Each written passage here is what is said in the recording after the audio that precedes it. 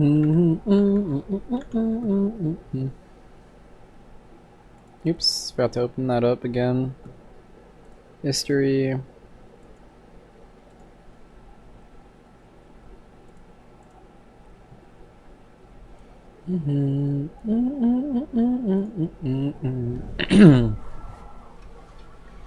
Alright, next it would be Bayo still.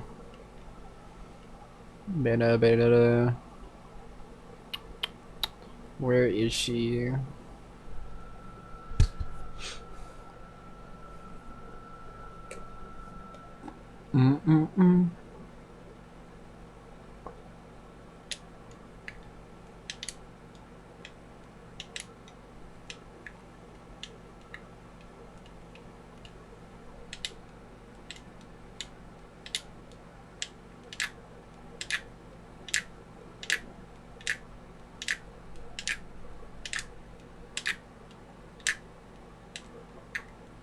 That was not the stage.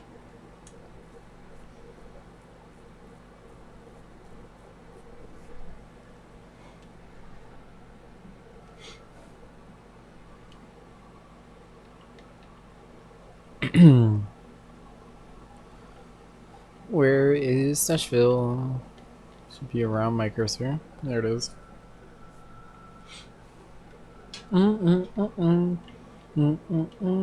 Diddy Kong. Diddy. There he is.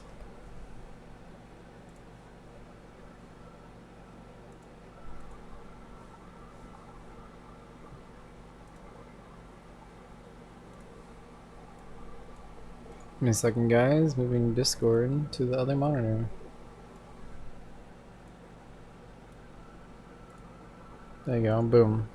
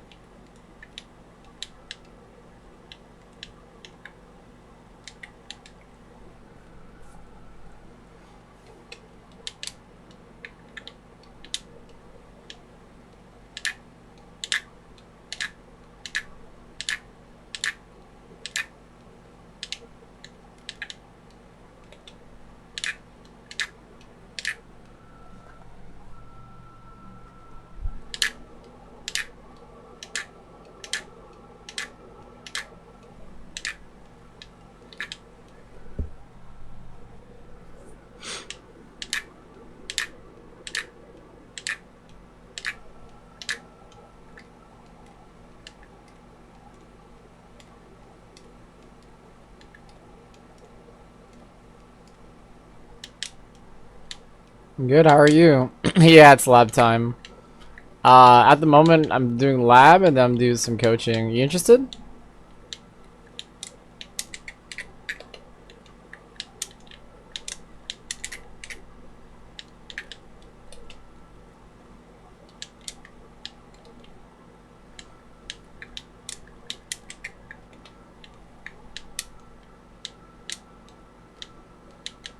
I have to do that, but I don't have the motivation. Yeah, the lab, it'd be like that sometimes. What character do you play, by the way, if you don't mind me asking?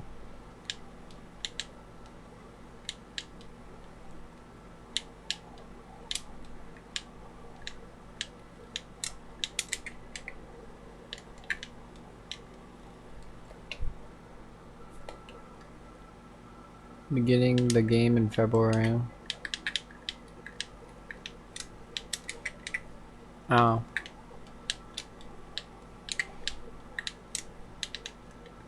Beginning. Is there any character you're interested in, basically, or?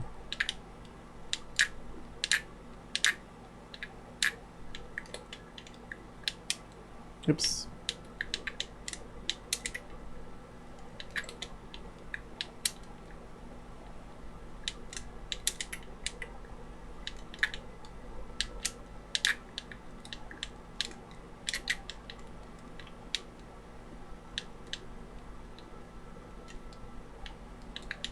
Oops, messed that up.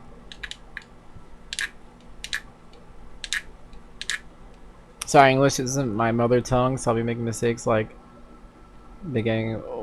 Why is beginning here? Yeah, I understand. That's okay if it's not your first language. I'll try and decipher. It's not the worst thing. So I was asking, what character are you interested in playing?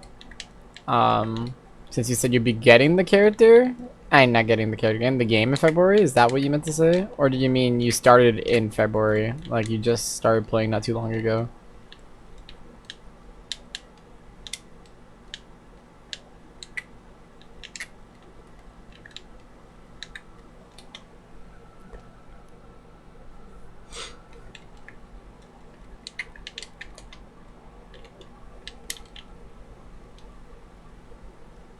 I play Game & Watch till I started game in February. My heart character loved to play with. Okay.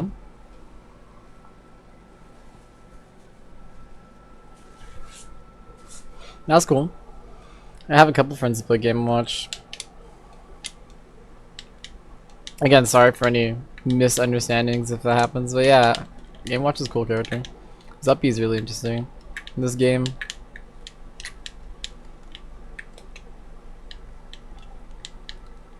Train Rosa, Pac-Man, and Robin, but I don't find a true secondary. Well, you don't necessarily need a secondary, to be honest. Especially with a character like Game & Watch. But if you're trying to find a secondary, that's all up to you. I used to play a lot of Pac-Man and Rosa myself, which hence the Pac-Man as my thing. I used to be a Pac-Man player. He's fun, at least in Smash 4. I don't like him in Ultimate.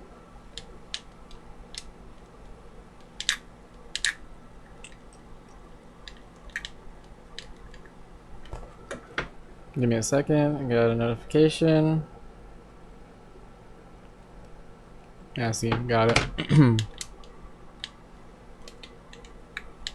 See, I've been learning some basic move. I only play with skills. Play with skills. Play who skills? Alright, I don't quite understand. See, I've been learning to play some basic. I'm assuming that's that moves. I only play someone who know. Is that right? No, that's not exactly right. I'm trying to say someone who like who knows how to play. Is that what it is? Oh, who knows the game? Well, I sorry, I'm on the next sentence. Yeah. So you're saying that you've been playing with someone who has experience with the game.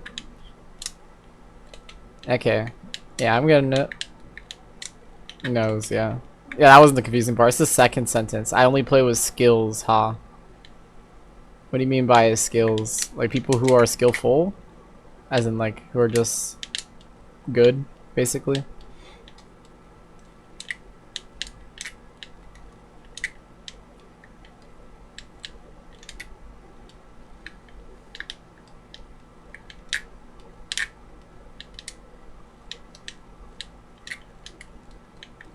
Yeah. Well, again, if you're interested in any of the free coaching, like, please let me know and I'll put you in line. I never learned the game, like, out of shield. So you learn. I learned that last week. So you learned your out of shield options last week. So, you know, jumping, doing any of the aerials, Z dropping, item toss, I'd be out of shield, a smash, right? Is that what you're referring to?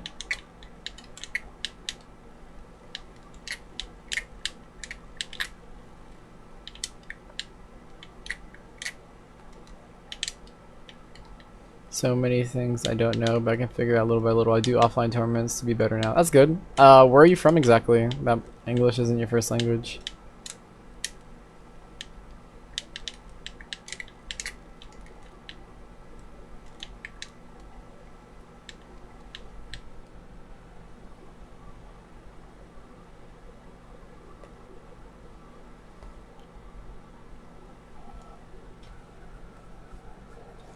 I touched the top 7, 32 now. Switzerland. Ah, the French part.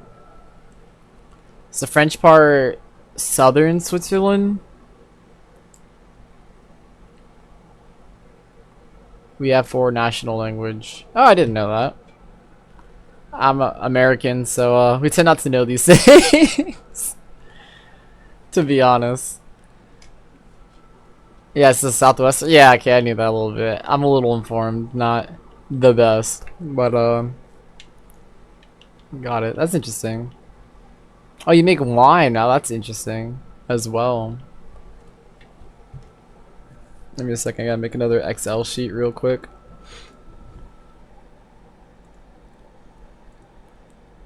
Let's see. Sheets. To-do list. Add. Let's see if I literally do this. I should copy all that. Now let's paste. Yeah, it did. Perfect.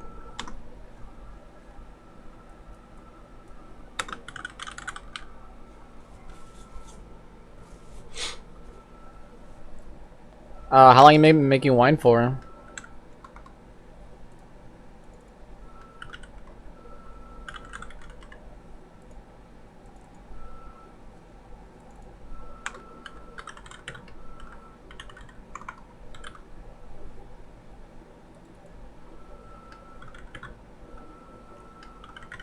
No rage. De-rage. My business in yours. Cool. How long? So like how many years? 150 page. Alright, now I can start labbing this. Let's see. Banjo, where's Banjo at? Banjo.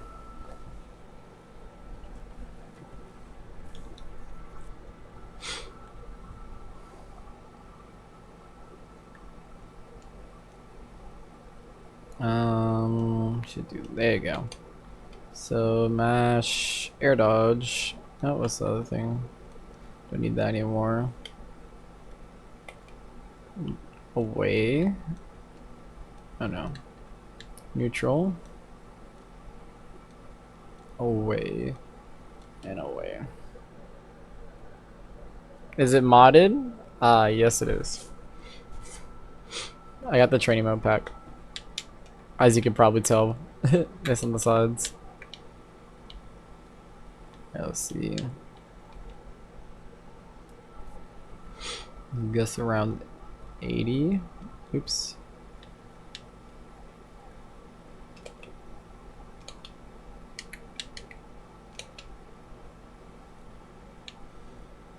Maybe 100.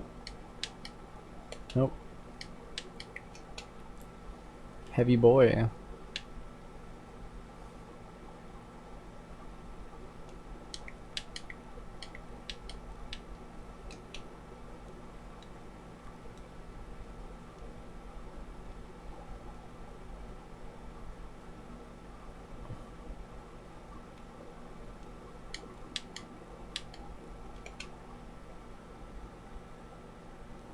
Perfect frame, maybe? I don't know, perfect frame.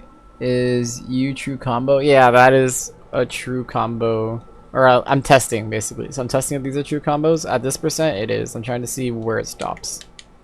So notice I'm still connecting these. The reason why I know it's true, because I have this. I can also do jump. So let me go mash, jump. Alright. So what's going to happen is every time I hit him with this mod, so I'm going to do this, he's going to jump. See? So I'm do it again, he hits him, it's gonna automatically jump. I was having it for air dodge earlier, so if I do this, he's mashing jump right now. So like I stop, he jumps as soon as he can. So I'm gonna do the same thing with air dodge like I was a second ago. So mash, air dodge. And then I'm going to make it so he air dodges neutral, because that's the fastest air dodge. So you do that. So all this technically works for a while. As you saw, that last one missed.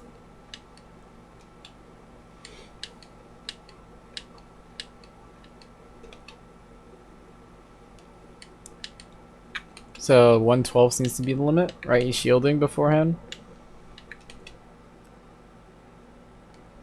Yeah, so I'm just seeing when it starts. So it seems to stop at 112 for Banjo. So it seems like it's still connecting. Alright, so maybe I could carry him across. I don't really know. But this is my inclination. So I'm going to figure out how long that works for. That's what I'm labbing right now. So it starts at 113. And then let's figure out where it ends. Probably around tumble state, maybe 26. Alright, not just yet, maybe 130.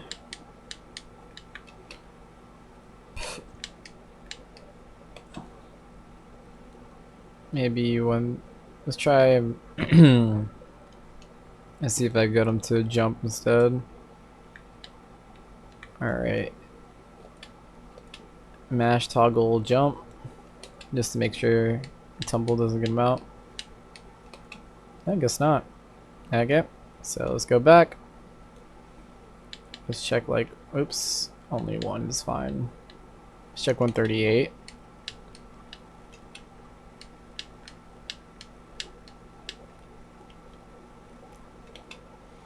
There's no way is that much hit stun. Yeah, he's probably jumping as soon as possible.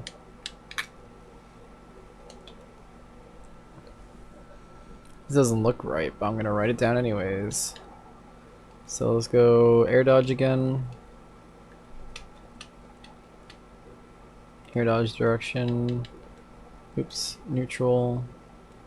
Yeah, it is away. SDI is away. Okay. Mash toggle. Air dodge.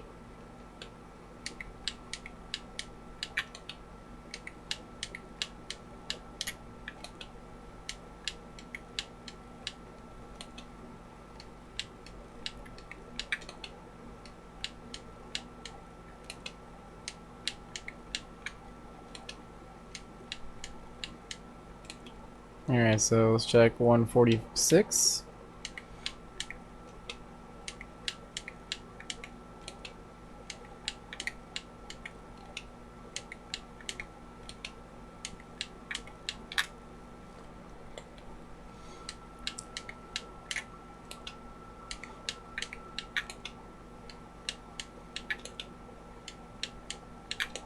It's hard.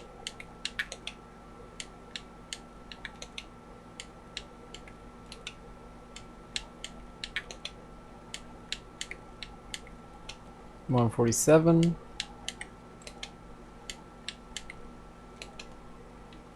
148. 150.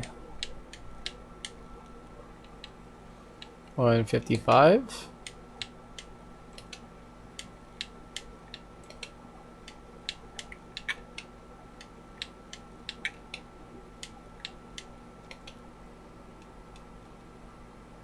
152.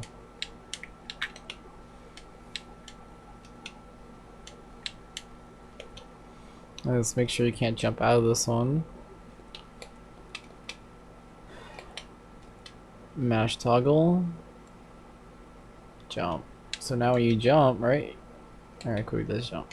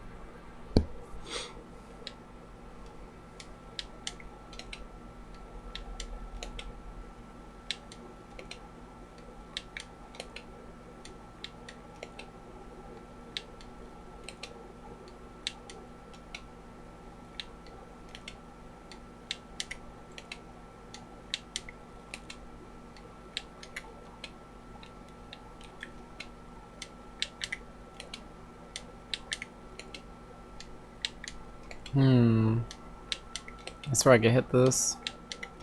I did. Boom. So is it 143? Hit that one. 144.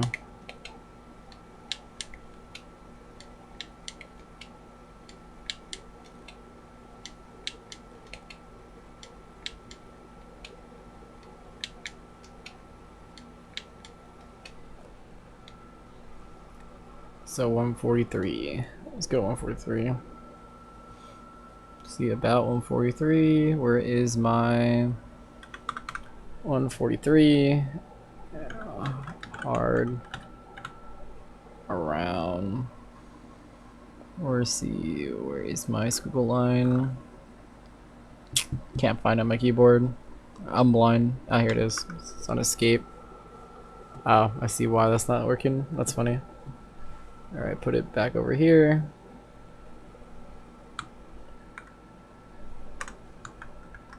Around. Wanted to kind of get hard. Maybe around 130. Nah, it's kind of easy. 37. 139. That seemed pretty easy still.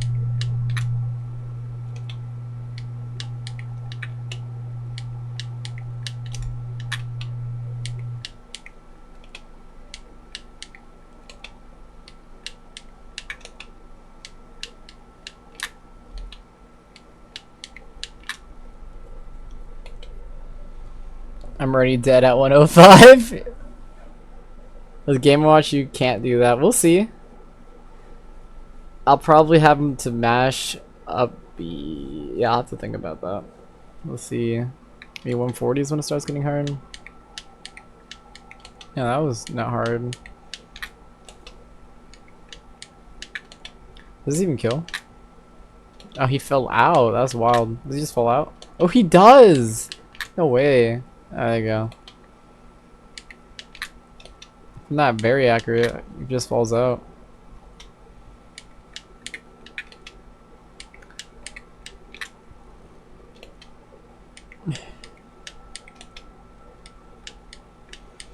I'll say around 140 gets kind of hard.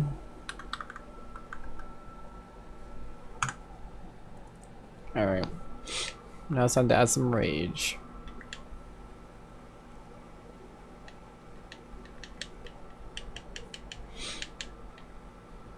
Oops. No. There you go. So let's go check a little earlier. Maybe like 120 now. Boom, boom, boom, boom. Yep, probably connects. 125.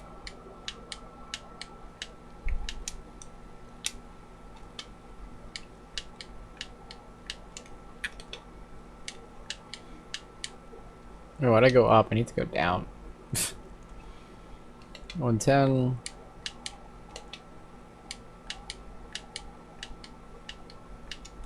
Doesn't look right. Let's go check with air dodge mash. Probably gonna shield it. Oh yeah, my intuition was correct. So 115 maybe?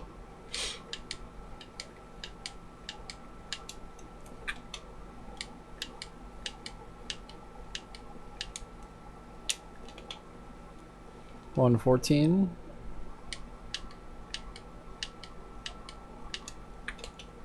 113. 112. 111. 110. They really go down only 3%? Yeah, that's interesting. Okay, so 111. Just double check 111.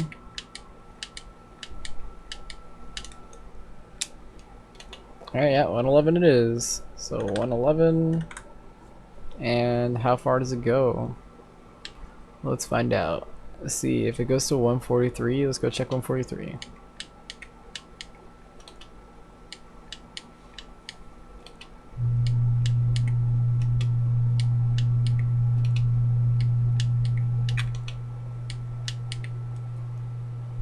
I have to check the jump again.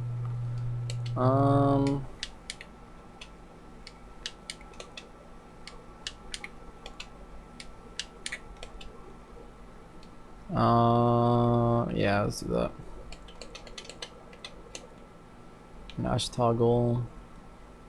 Jump. Now you should be able to jump out. Yeah, I figured.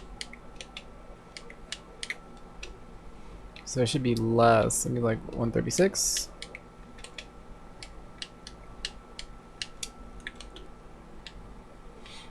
140.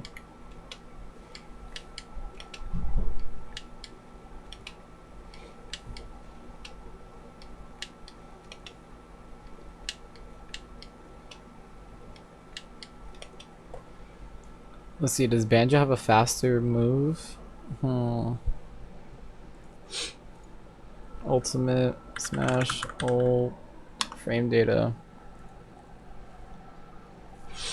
Banjo, frame, aerials.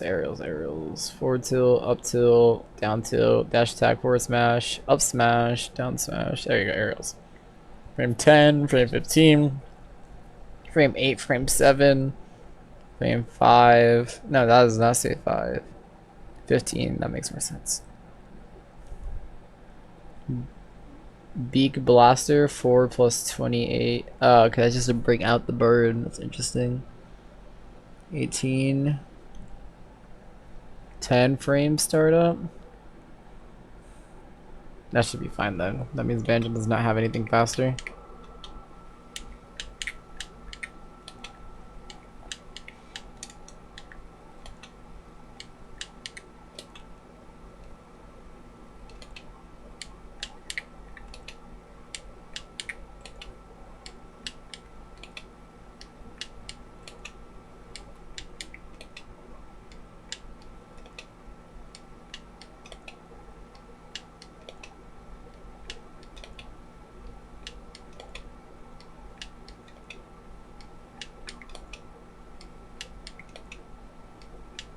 That's not hitting. Okay, so is it just 40?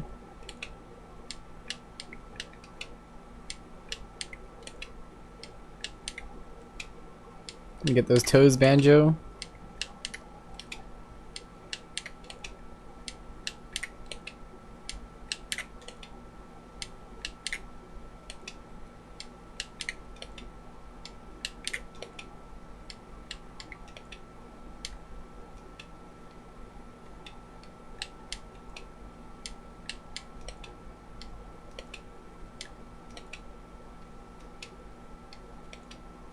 It was different.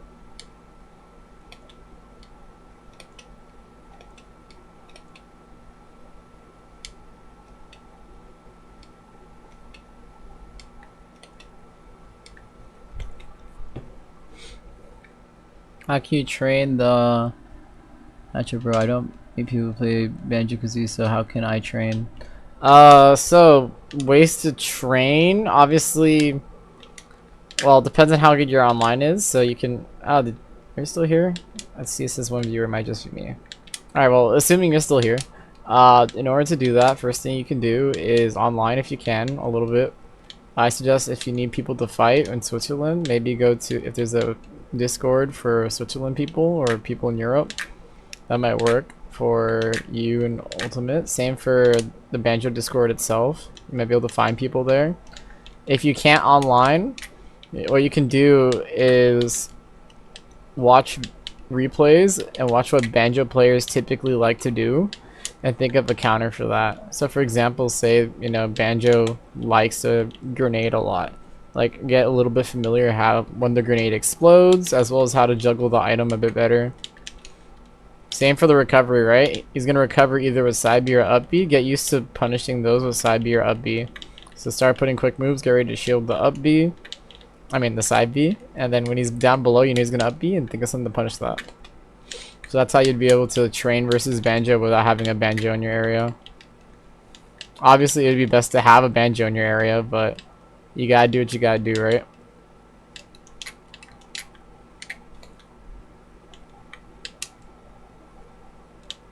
I wonder if this still works. I assume it does. People here don't want to see someone get better than him, so it's rare to find someone to train with. True. We have a bad community. Oh, sorry to hear that. Well, as long as you go to tournaments live, then people kind of have to fight you, even if they don't want to see you get better. But, however, you know, the people who want to trade with you are the people you tend to beat. So once you start beating the Banjos, don't be surprised you start getting asked to fight, right? So a little bit of the sad truth sometimes.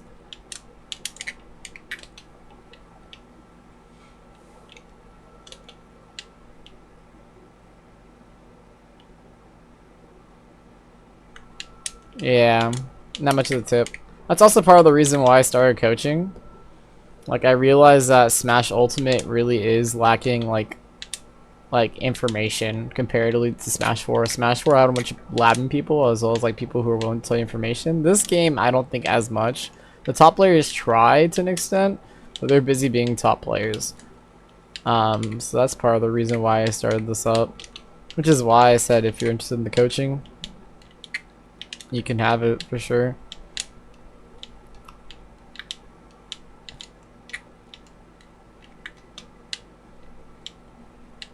Alright. What was I doing? Wow, I forgot what I was doing. Oh yeah, I was lobbing the percentage. Go continue. Yeah, I do hit those.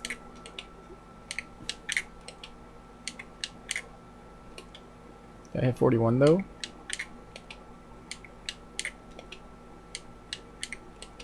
Nah, 140 is probably good enough. 140. What, 139 it starts getting hard? Yeah, around 139 it starts getting hard. 138. We'll put about 139 it starts getting hard. Hard. Around 139. Where is shift enter? 139.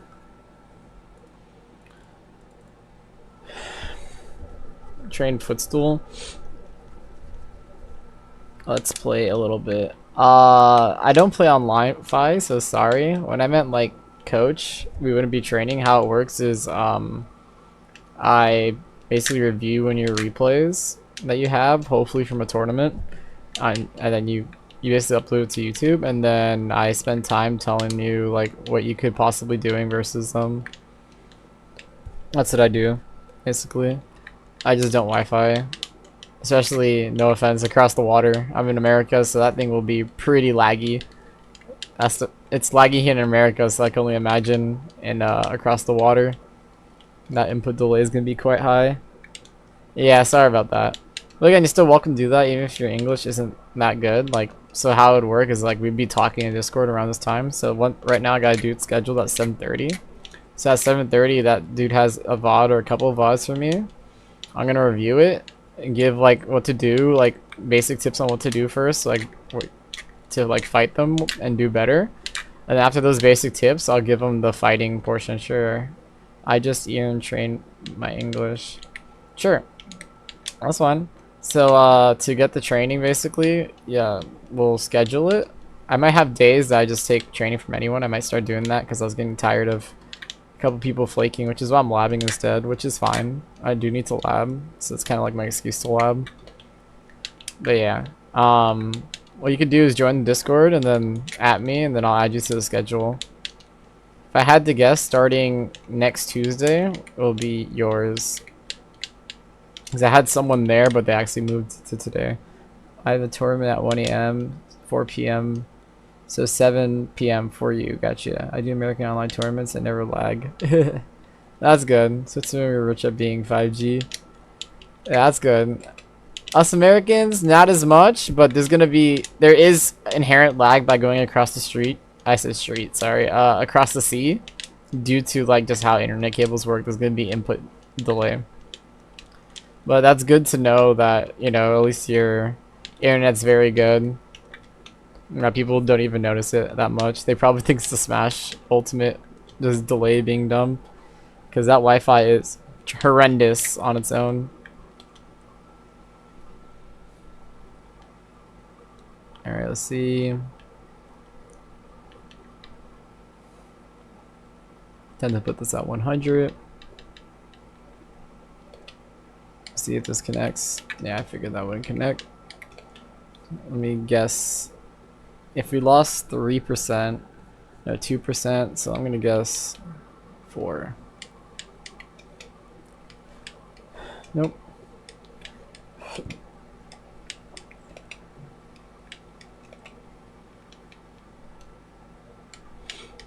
Boom. That looks like that connects just fine. Let's see, 32.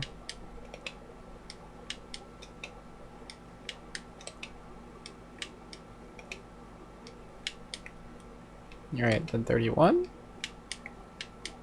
Okay.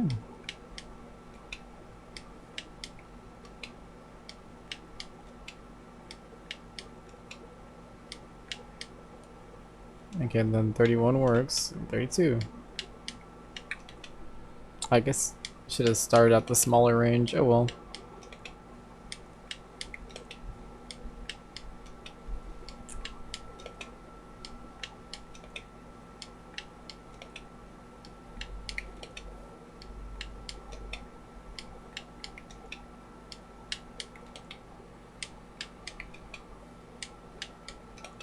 Alright, 131.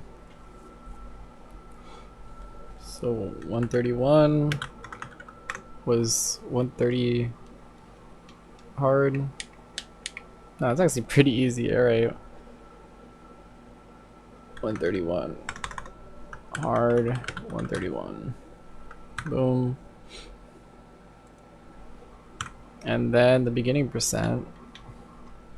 Let's see, we start at 113, so let's guess 110. But I'm on jump. Mash toggle, air dodge. That connects. Let's check 108. Let's check 106. 103. That look funky. 102.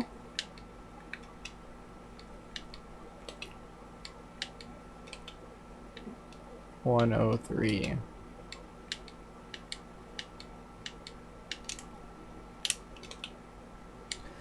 Two, three, four, five. Boom.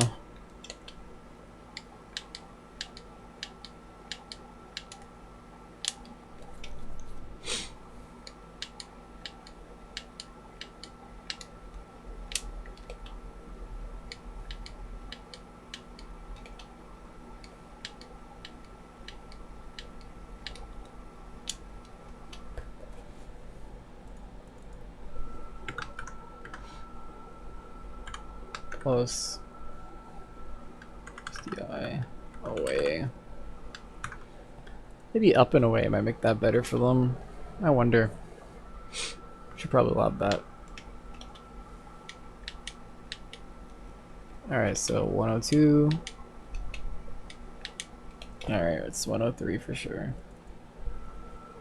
103.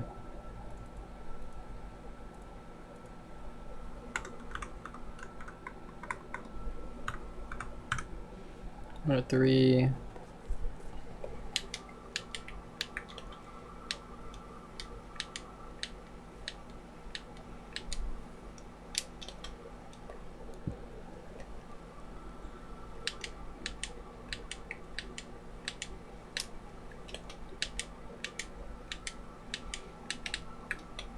One, two, three, four, five. Oh. Can I punish that differently? Well, that's all I really got. Well, maybe 1, 2, 3, 4. This is the fastest thing I could do. This is interesting.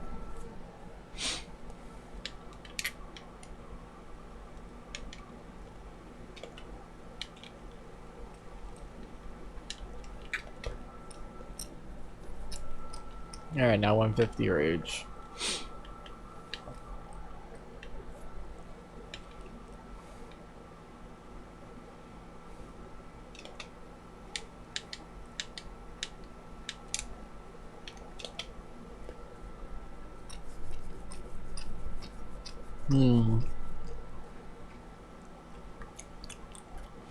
Let's go 95. Nope. 99. 98.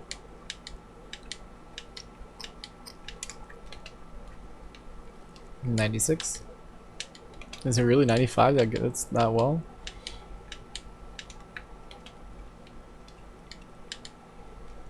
I guess 96. 96.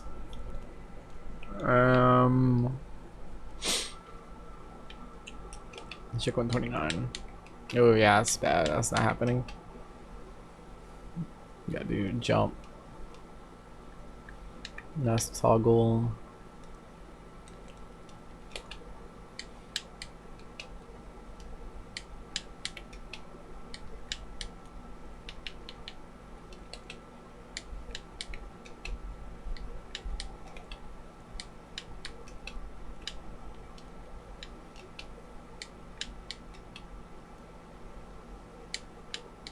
I'm about to go up in percent. I'm dumb. That's 120.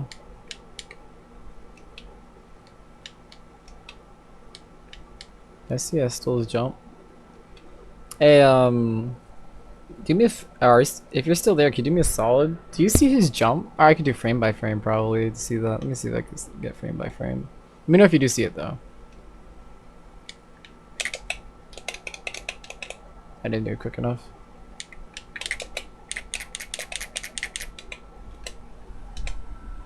There's a jump. He gets clipped. Oh, I missed. Oh, that's hard.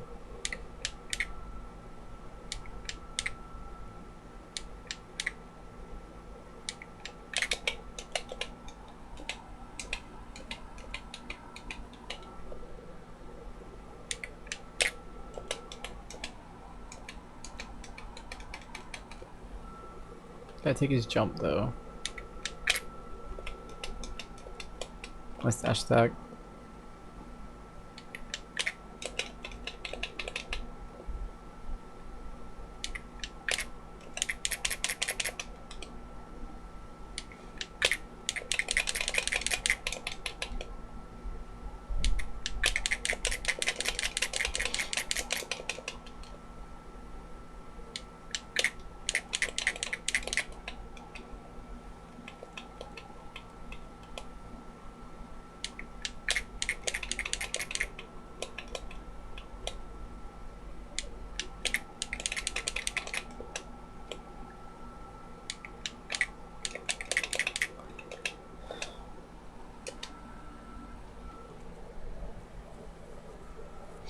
I don't think he jumped.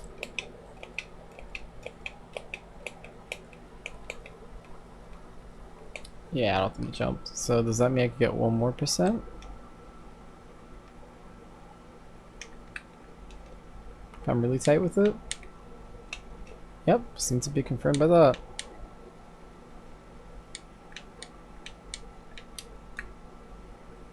Wait, did I just get a whole bunch I was supposed to get?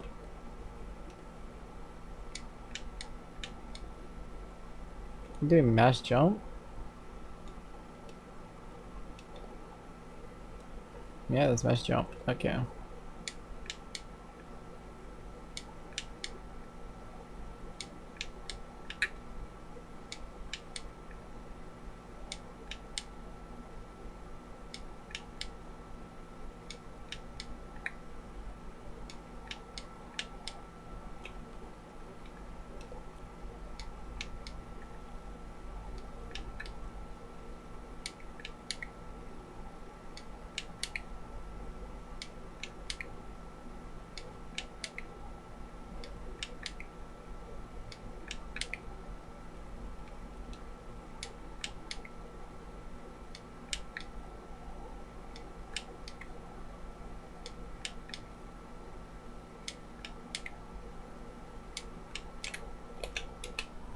Here's the jump. But I hit him? No.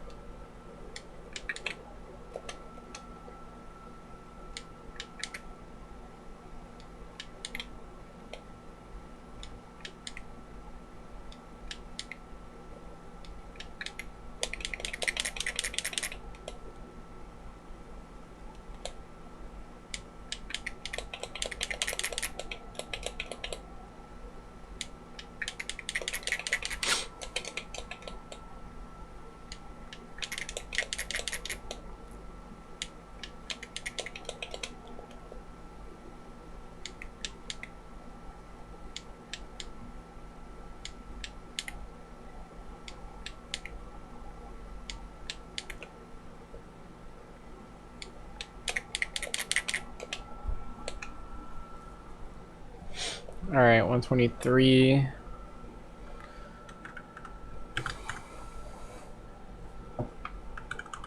Probably hard around 120 range. Let's see if 120 is hard.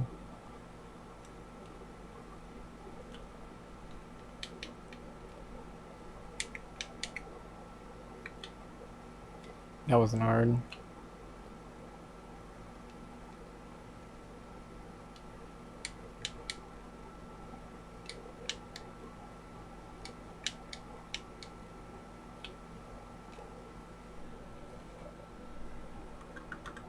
Around 121 I'll put. Boom, boom, boom. No! I deleted it. I'm back. No. I don't remember what the beginning percent was. No, I deleted it. Alright. So it's one hard.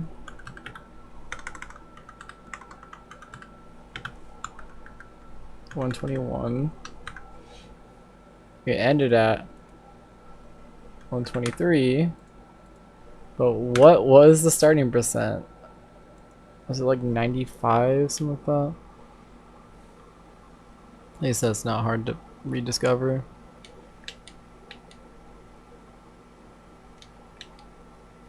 I have to mash air dodge again. That's what I thought, and then 96. Oh yeah, it was 96. I'm so good. I remembered. Alright, now we finished with Banjo. It only took about 20 something minutes. Banjo, then Bayo. Should probably love the people I'm gonna have to fight. Let's see, tomorrow, I don't know who I'm fighting. Might be doing some coaching tomorrow, depending on if anyone's interested. Let's see. Bayonetta, Bowser Jr., Byleth, Captain Falcon. I fight a lot of Incineroar. Mario wouldn't be that bad versus Dominator. I don't like Mario versus Dominator. I'll just do an ABC order.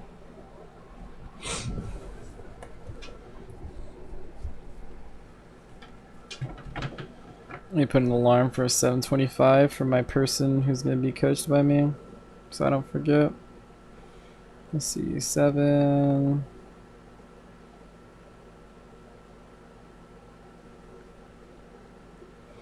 $7:25 p.m. Boom. Alright, so if you guys hear alarm, you now know what's going on.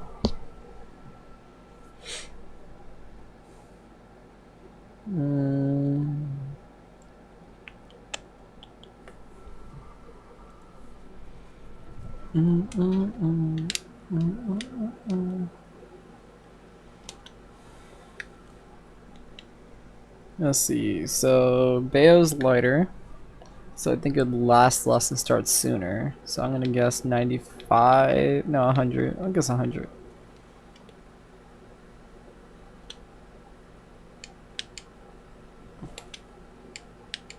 Oh, she is fast follower, actually, I forgot about that. 15. Oh, I see. Yeah, that's a problem.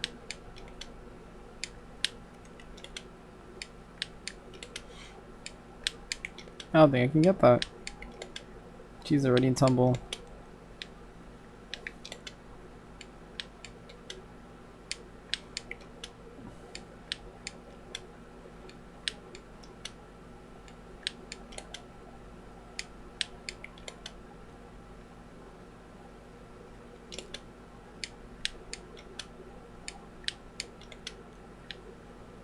Oh my god, 130. But by then, I think she dies to this already. I guess she doesn't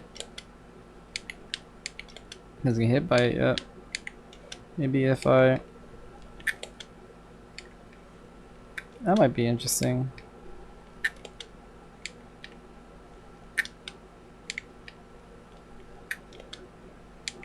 I wonder if this is viable.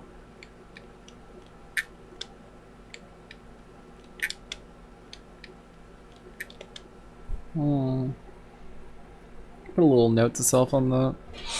Maybe I might be able to react to when Bayo gets up. That would be interesting. Where is my notepad? I'll use my phone.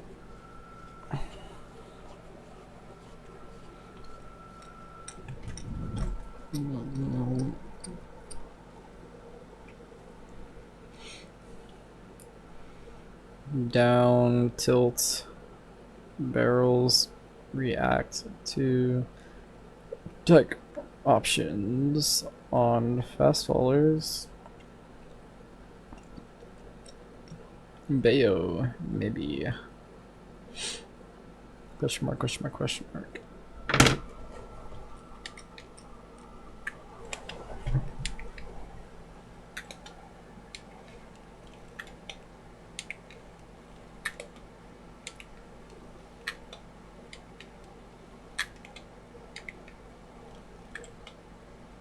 Does it kill?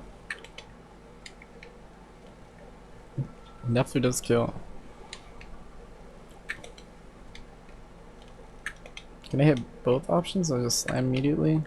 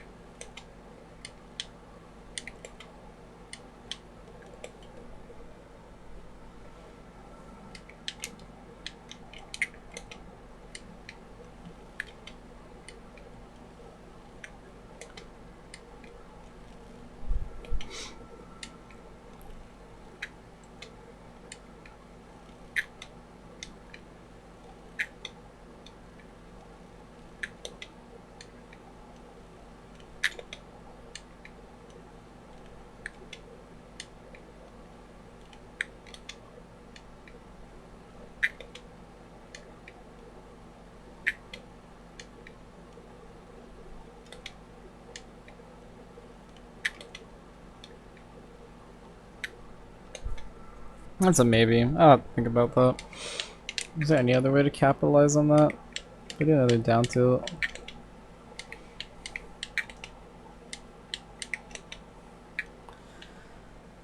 Alright, 130. Can't connect that.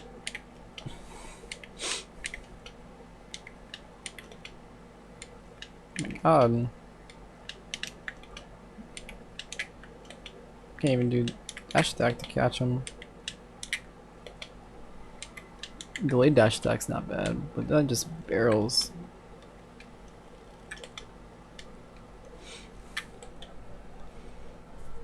This might be just a none percent.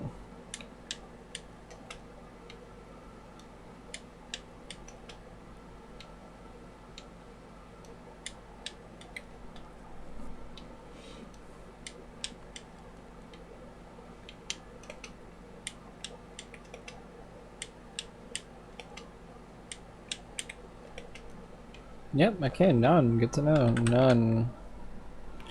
Let's try with a little bit of rage, but I doubt it. Player damage. Let's give myself like full rage. Like it. Maybe that makes things easier or harder. For 950.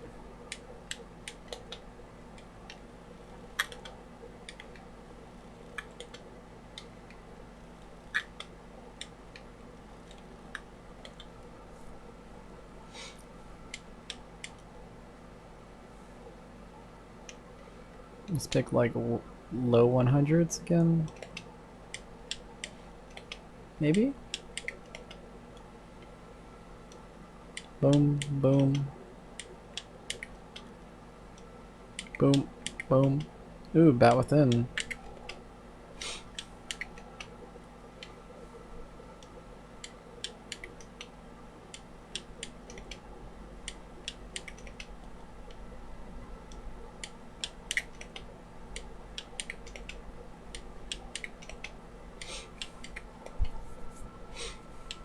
$98?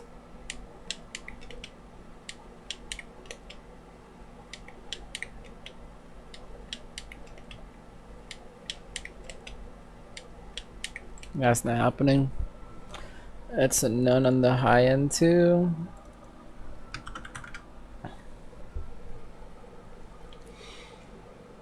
Yeah, it's smash air dodge. That's crazy.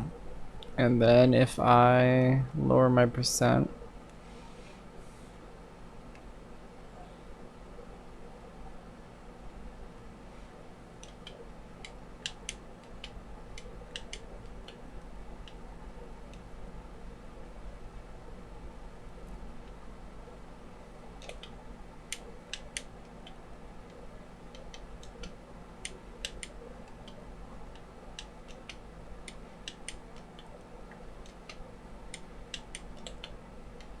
oh, it's funny. Yeah, none. None. And none. Alright, Bayonetta is done because it's none.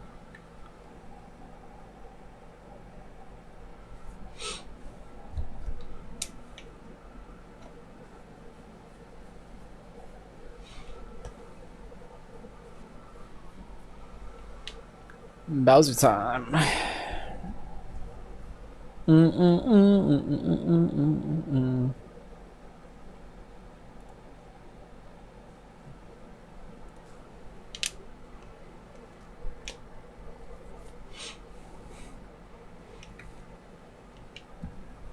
Alright, if I had to guess, probably very high percents. Let's try 120. No, right, 130.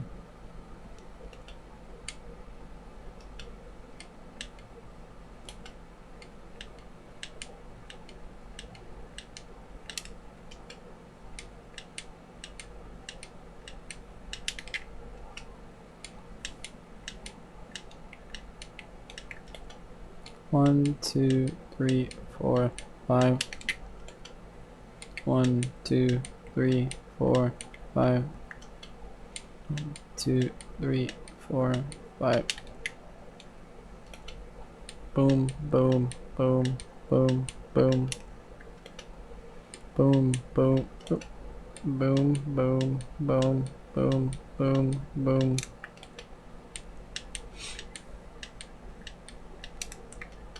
I'll get one more off of 2, 3, 4. 1, 2, 3, 4, 5, 6. 1, 2, 3, 4, 5, 6. That's interesting. There, 130 works. Let's try 125. 127. 128. 129. 128. 129. Oop, that's 2 Bowsers. Alright, starts at 129 with Bowser. 129.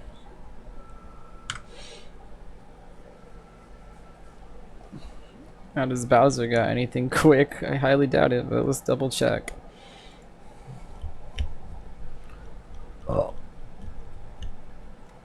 Brave 7, 9, 10, 15, 12, 8, 11, 9. Damn. Bowser's back here is frame 9? And is up here. What the hell? 17. Side B is frame 6? Oh, good to know. LP is also frame 6. Okay, so his jump. Oh, that's a small one. Okay, so he does not have anything fast enough. Hello, welcome. What is up? See you meowed at me.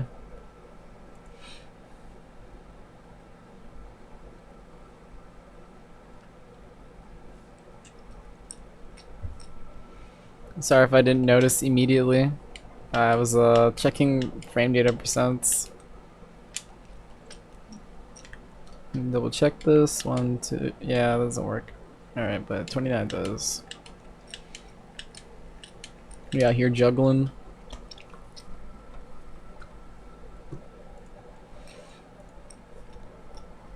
Let's see, we got 129. Let's guess Bowser around 150, 160. Let's guess 160. I think I can get that if I run a little more. But this time, let's smash jump.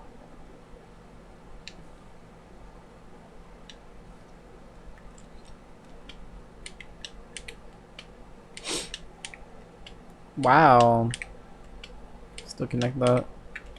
I can hit that.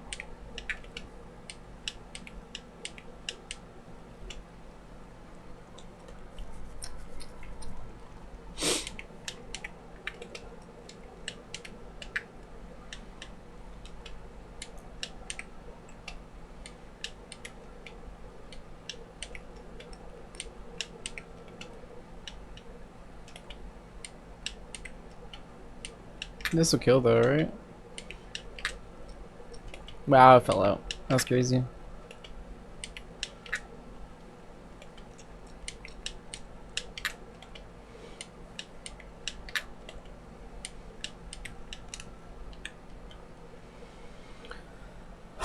Let's see, 166. That's fair.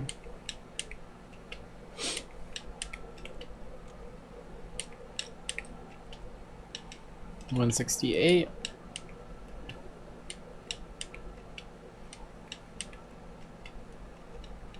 $170. Wow, 172. Oops.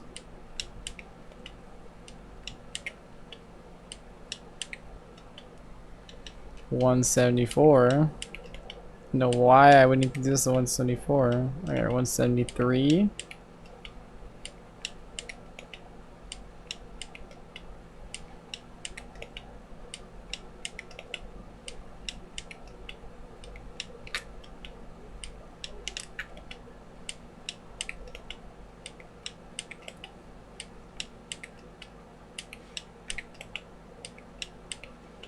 Does this stop at 172 right before tumble?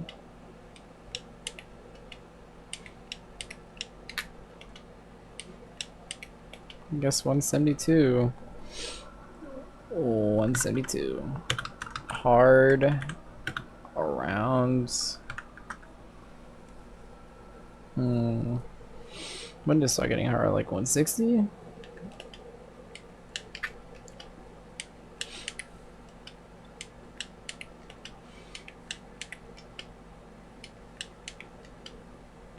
$162.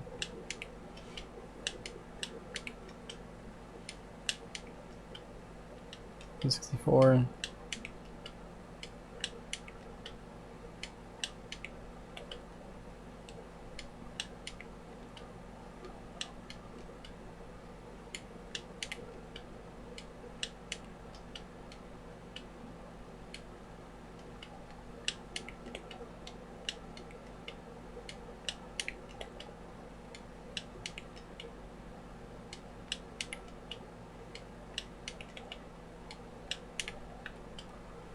$163. This is very easy.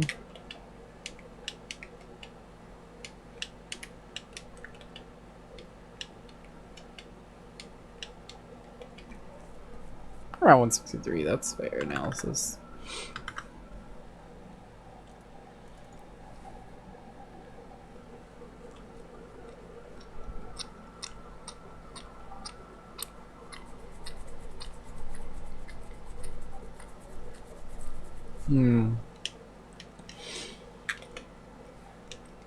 I wonder if this connects on him. Probably does. Let me see. A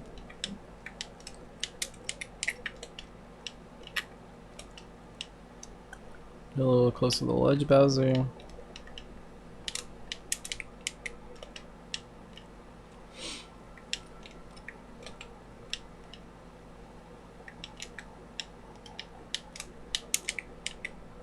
Ah, I missed it.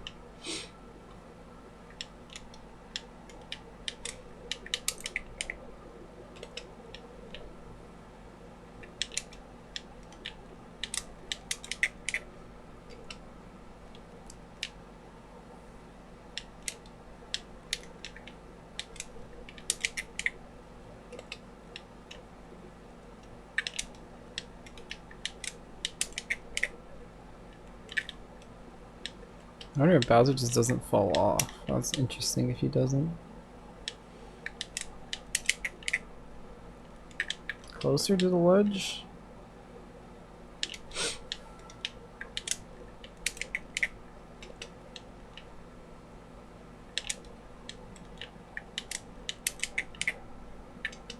Even closer? Let's eat that ledge. Yeah, you should not grab the ledge though. Be around here. Oh, there you go. You just gotta be hella eating it. It's interesting. Does that mean his neutral getup auto slips when he gets hit by banana? Ooh, that might be big. Bowser, head over there.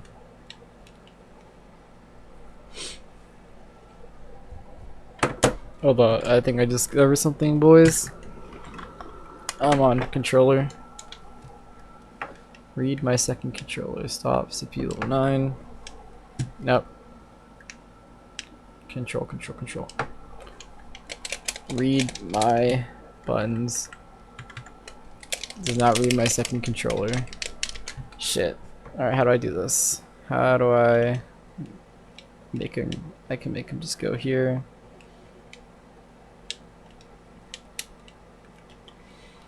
Take him off control. Move him to stop. It shouldn't kill. It does kill. Lay hitbox. Yeah, there you go. You should recover. Neutral getup, please.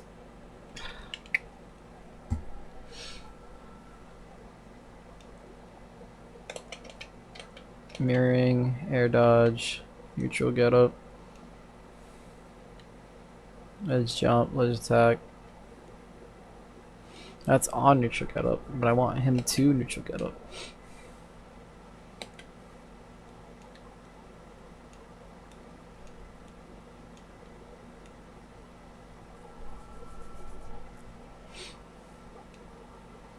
Attack action, chatter, tumble, hit stun landing, footstool, shield stun, parry, ledge trump. Mash toggle for their throw options, pummel delay. Maybe I just don't know how it works. Maybe if I just select neutral getup, shield, spot dodge, or forward. Maybe if I put this, it'll just automatically. Yeah, let me reduce his percent.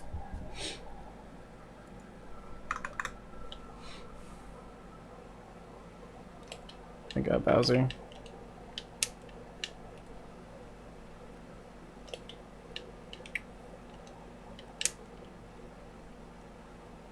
Stop jumping. Neutral get a pussy. There you go. So, if I'm not mistaken. Okay, that's fucking interesting as hell.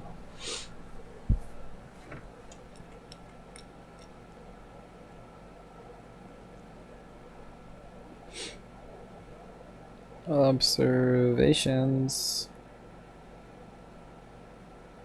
Observations made on labbing.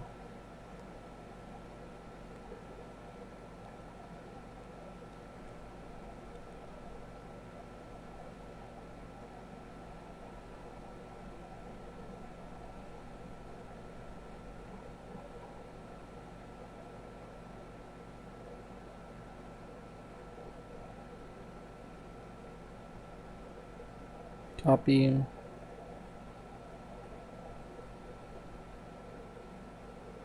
Paste. Bowser, which may include other big bodies,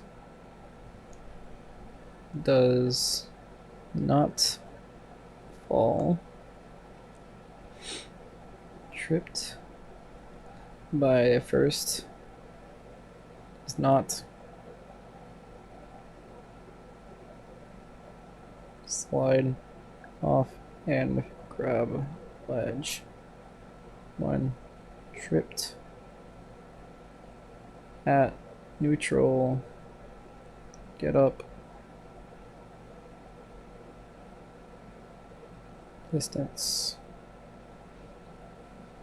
The double banana dunk works on him from there. Check out these.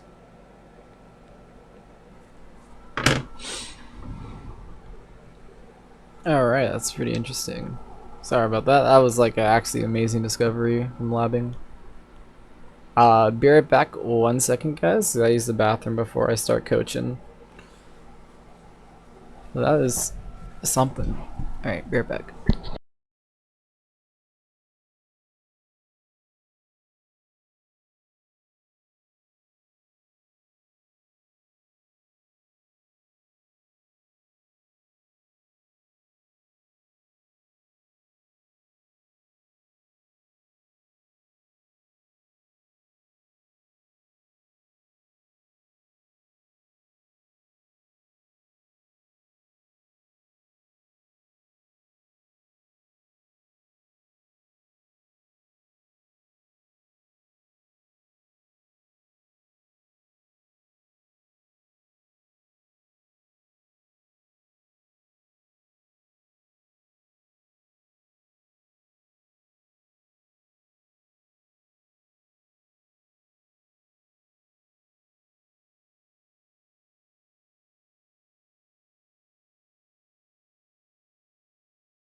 I'm back. Sorry about that.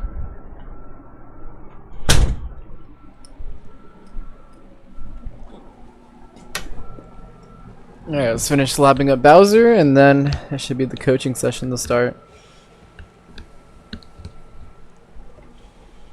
Alright, 50 rage is the next part.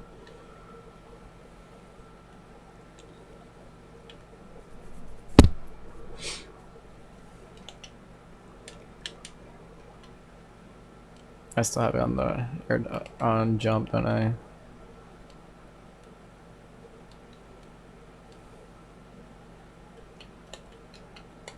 Mash air dodge.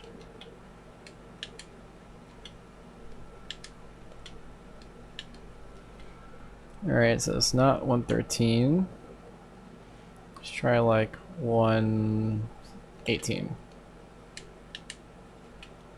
Alright, let's try 123.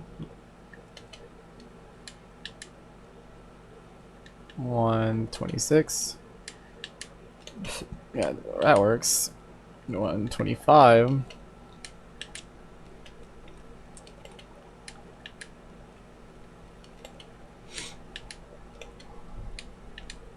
Here, 126 it is. 126.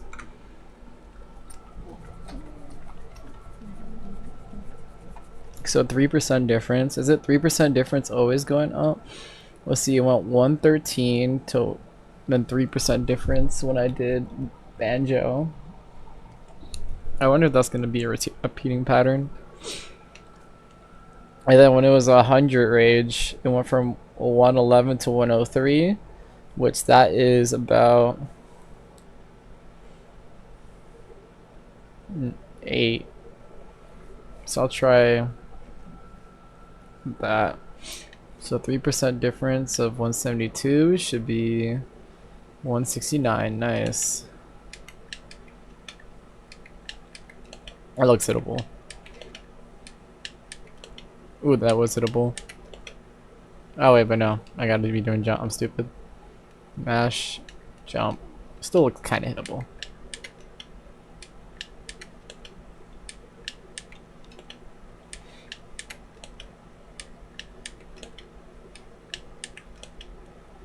So 170, and this one should be the one that escapes. Yeah, okay. I got the scaling down. I could probably scale that factor. It'll probably be pretty accurate, but I'll lab it all by hand. That's fine with me. 169. Hard. Around. Was 169 really that hard? Doesn't feel that hard. I guess it misses sometimes. This was check 164. Is it easy? That was kind of easy. 165.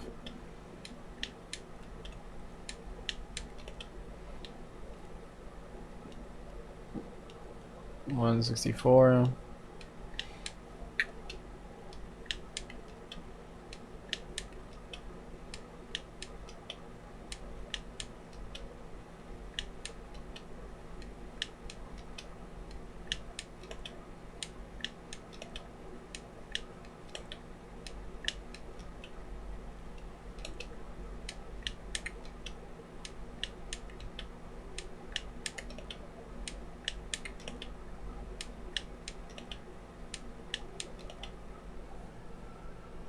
I'll just put it around 164. It's a little rough.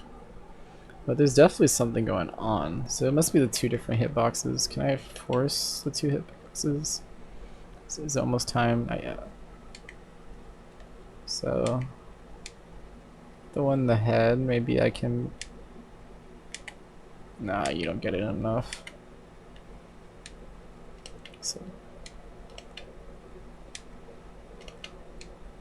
So this one causes tumble, but the close one caused tumble.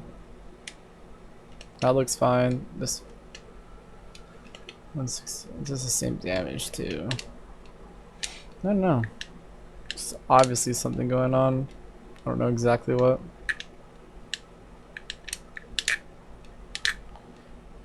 I wonder if I got a Diddy player from the Discord.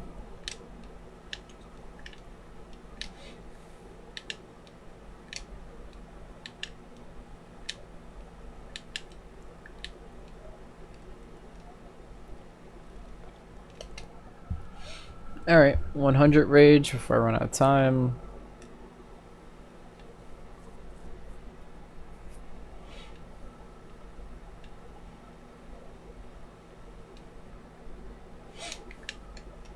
Oh, I guess maybe I was stealing it. Oh no, but I hit reset every once in a while. Let's guess. So 8 down from 26 would be 18. So this should still work. And then 17 would not work. No, that works. It's not exact science.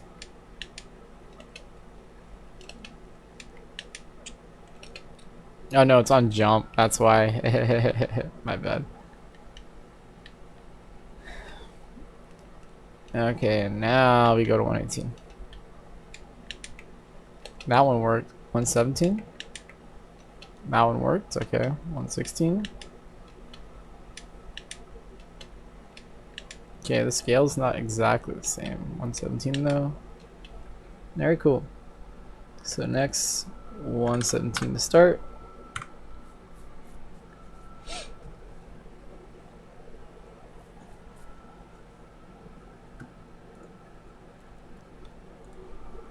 Alright, let me go message my person being coach. Join the any Discord call and link me the VOD.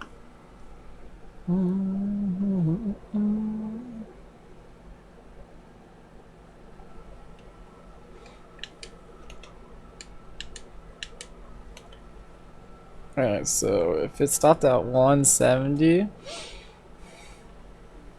let's guess 160. Ooh, that is big. How did I catch that?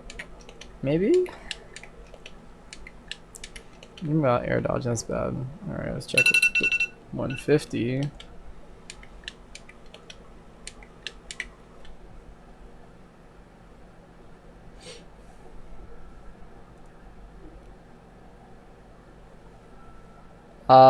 Yeah, I'll take it. Well, private call. Join Discord voice on the server.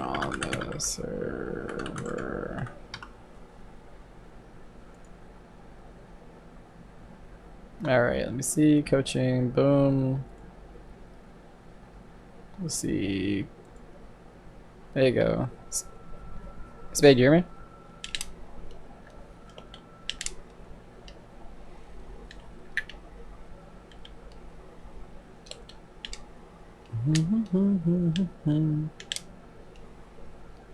Oh, you don't have permission? I got you. So, oh, did you roll yourself? No, give yourself a roll, you'll be able to talk. You see the flaring channel? You just emote on whatever character you are. You can also give yourself intermediate and stuff like that. So you see the channel that has, it says flaring, click that, and then there's a whole bunch of different characters. Pick your characters or character, as well as if you're beginning, intermediate, or not. And once you do that, you'll have permission to talk.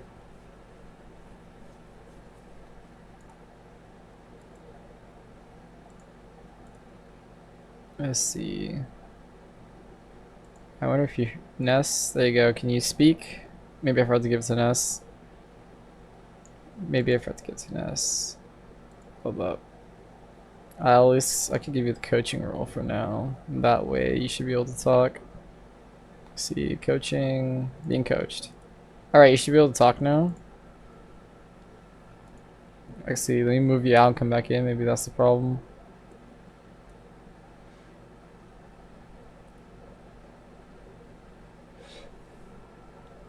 There you go. Yeah, you just have to come in and out after rolling yourself.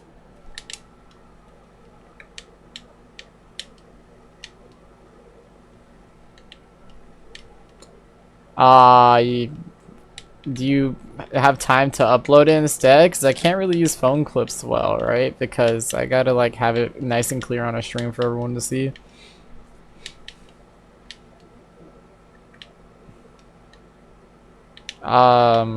Isn't there a way to do it directly from the Switch? And that way it doesn't look like trash.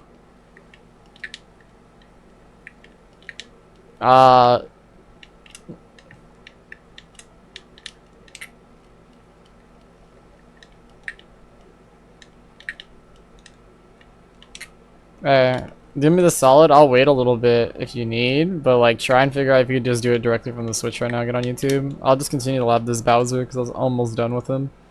I found like something interesting.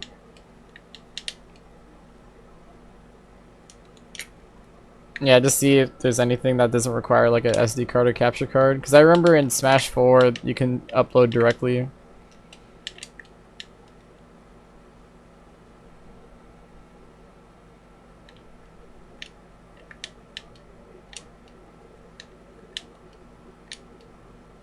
Yeah. Try YouTube first. The reason why is I want to be able to like rewind and stuff like that, right? So you can go back. Yeah. So see if it's possible just through the switch for YouTube. That's why I requested that specifically. But if not, we'll think of something.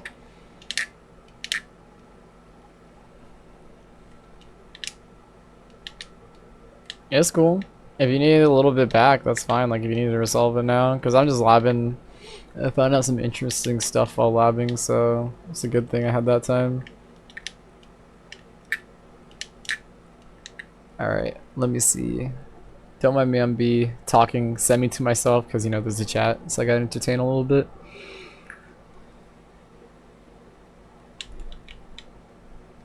Alright, give me a sec. So let's see, 150, does that connect? It does. Yeah, 155.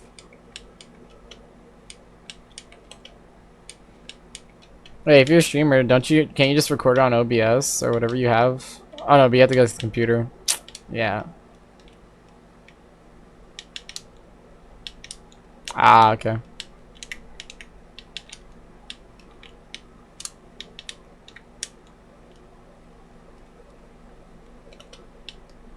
Trust me, that wasn't French. I already said a lot worse in this stream.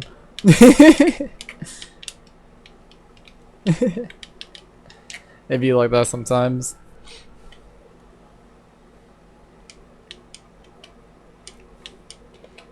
So the best thing is to pick something you lose and you don't really know why. The reason why, if you lost there, it's like better because then we could actually see.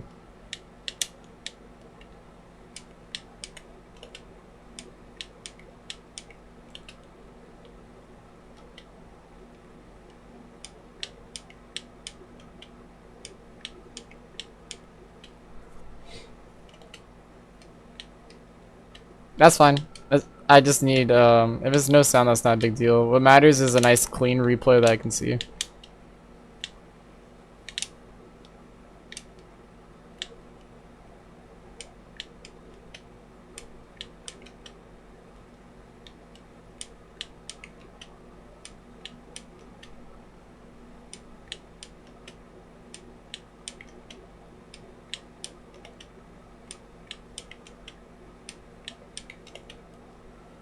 Let's see, 158. Chord, mirror, directional, mash, jump instead. See if that. It does not get out of that.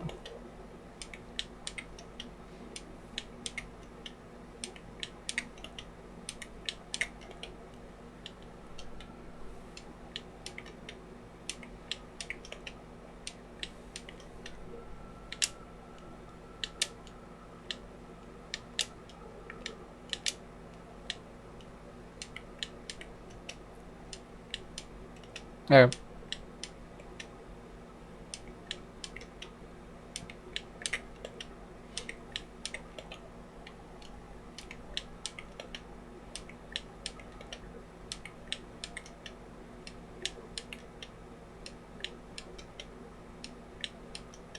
That's fine. You have the coaching role, so you should be able to return here. It's okay. I know I said, hey, lost. Yeah, normally I'd be mad, but I literally told him, like, hey, you want to take it today? Like, last second, so it's no problem. Yep, just take your time, let me know. I'll just be labbing until then, but just so you know, I plan to end around 9. Like 9 or 10. There you go. See you in a bit. Alright guys, we'll be waiting a tiny bit, as you probably heard.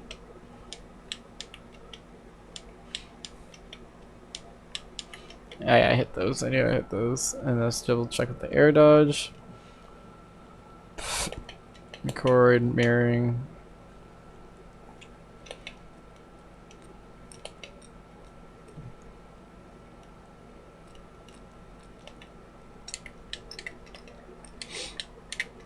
Yeah, it hits. Okay. So 159. When does it get hard? Pause. Alright, let's go test that.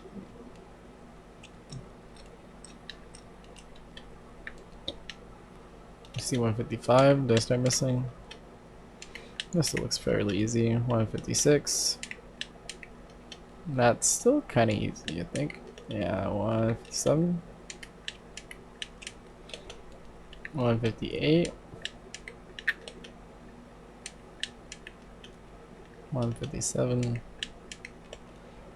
Alright, let's double check that with mash air dodge. Yeah, 158 is when it starts getting harder. 158. And last but not least for Bowser, full rage.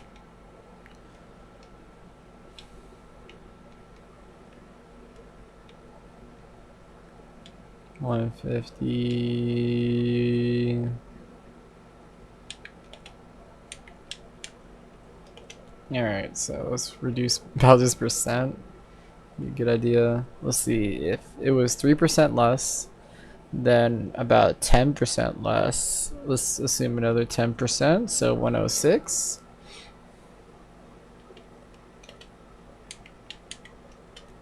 To 107. Wow, okay, it's now 107. It really does scale forward and back. 108. Okay, it's 109. Let me check 108 just in case. 109 again.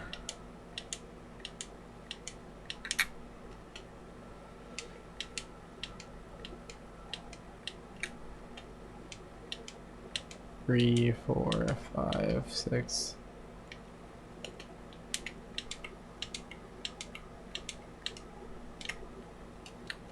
I wonder if I can time it down. 3, 4, 5. I can get that. 3, 4, 5, 6. Oh yeah. Or else would he probably do something? And how about the true combo?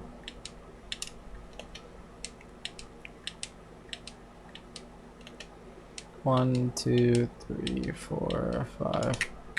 Yeah, that doesn't work out, huh? Alright. 109. That's interesting. A 20% difference from no rage rage. From 13 is not 20% difference, but it's not that bad. There you go.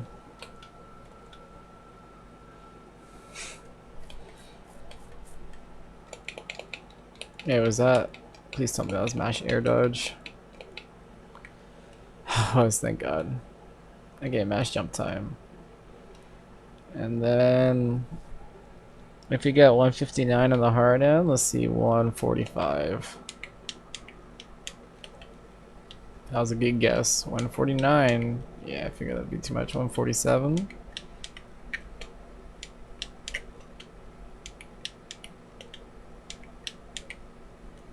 $148. I hit those. 149. Ooh, was I right on the 149?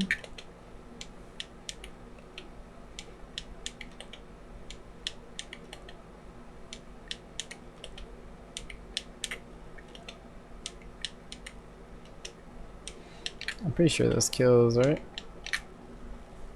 Yeah, there's no reason to do it at this percent. But, just curious anyways.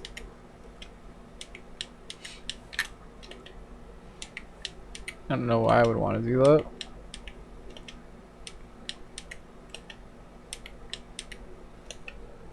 Yeah, 149. It starts getting hard around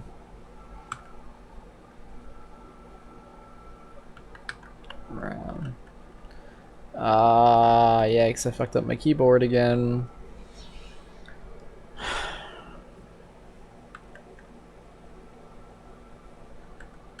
There you go, I fixed it. Okay, hard around, let's say 147 is my guess. When do I start missing them? Yep.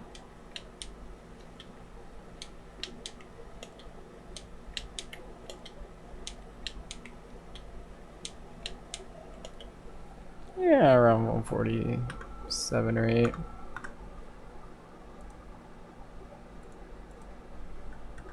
No. Why is that happening? 1, 4, 7. Perfect. Alright, junior time.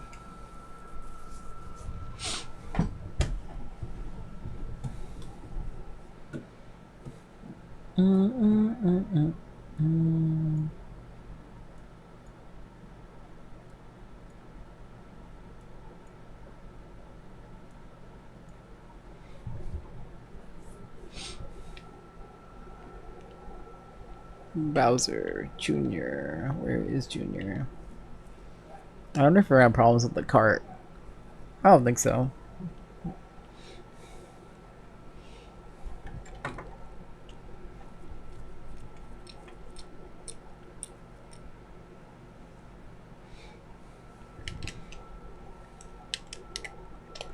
Wait, is Bowser Jr.'s get up the same as Bowser's?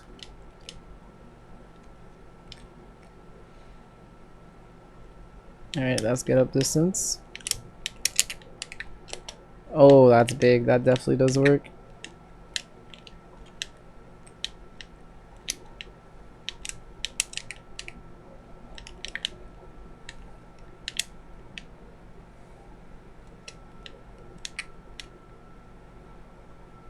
Neutral get up?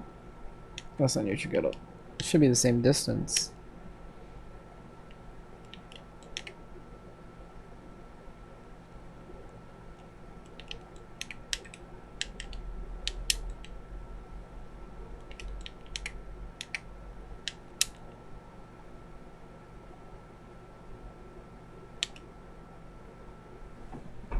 Bowser Jr. too.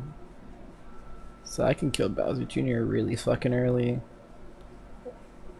Because he's sick? Or is his bottoms?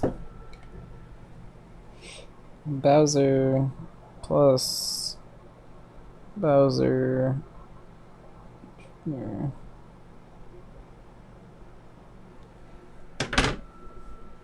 Okay.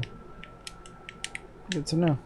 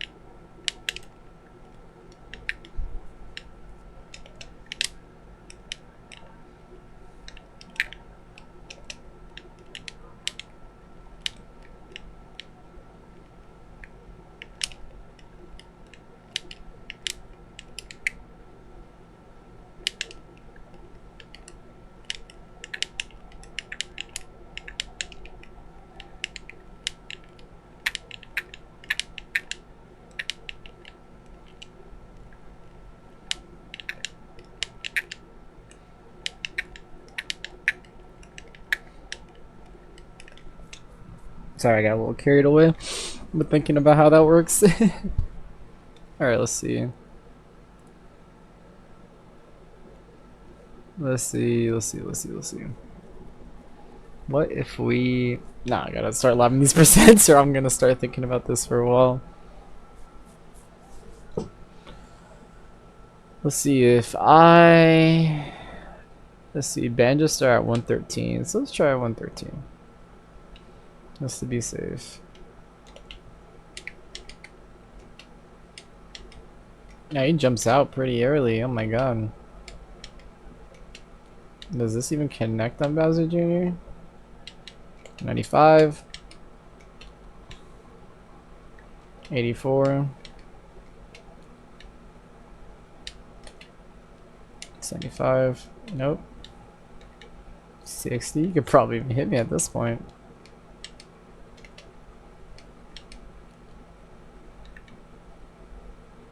Doubt it, but it was slower. Yeah, none. Alright, no rage. None. Bowser Jr. built different. You wanna try way higher percents? Maybe it's enough hits done. Check like 130. Alright, perfect. Let's see. 115.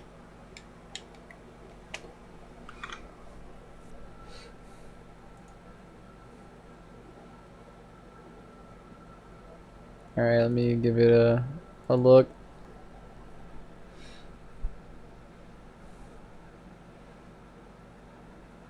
It's not the worst thing in the world. Alright. I guess we'll do that. Give me a second, we'll swap to the coaching stuff now. Alright guys, the Bowser Jr. Labbing is gonna have to wait, so let's swap to coaching. Yeah, you definitely want to join the stream because you're gonna be seeing stuff through there. Alright, let's see. Why is that on Memory League? Oh, I know why it's on Memory League. Let's bring this over. Like I'm testing stuff out with characters. Yeah, that's what I was doing a second ago. Give me a second though, because my desk's a bit of a mess and have space.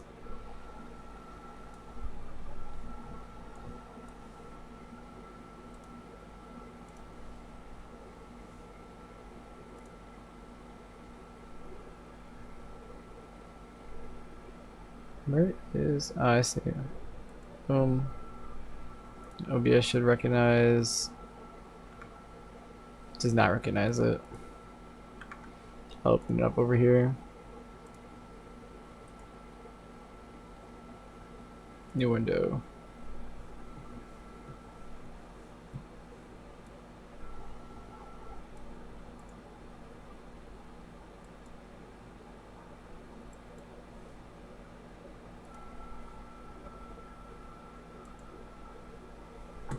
Yeah. Alright, let's see. Is it working now? Yes, it is. Perfect. It should be good now. Like, it takes a little bit for the stream to catch up, but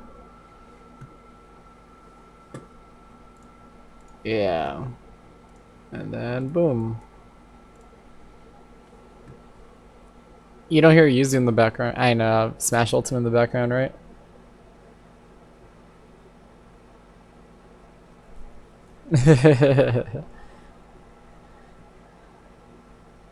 We'll see. Give me a second. We gotta turn on. Look, I gotta be impressive, bro. This. I'm gonna be impressed how much you got rocked. That's crazy.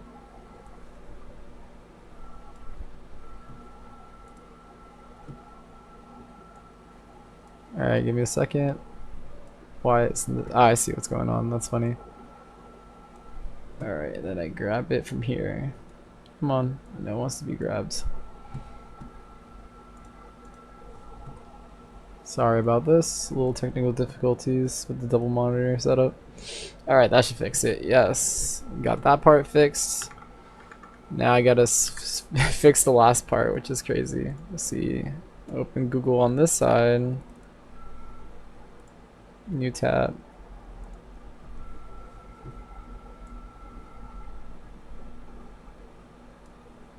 Your dog's fighting in the background? Dang.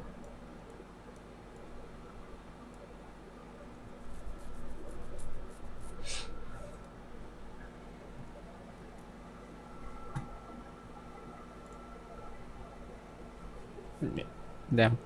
Alright, hold up. I got it fixed. Alright, so if I draw something, you should be able to see it. So, let me see. Let me know if you see this. See that? Random drawing. Alright, perfect. Alright, cool. That's all I need to check. Alright, so let's go give this a look now. Alright, so you're fighting Aegis as DDD. So just so you know, I'm gonna slow things down a bit. So let's go to 0.75. Alright, the Gordo. Yep. Alright, dodging it, good hit. Questionable I'd be on the stage, but you're still alive, that's what matters.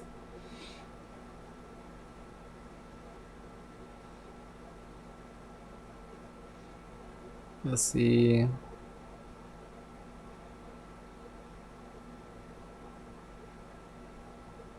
That's fine.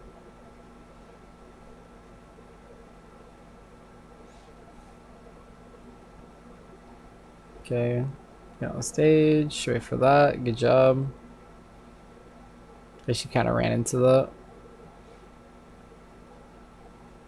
Chair dodged. But you're kind of drifting on the on the video.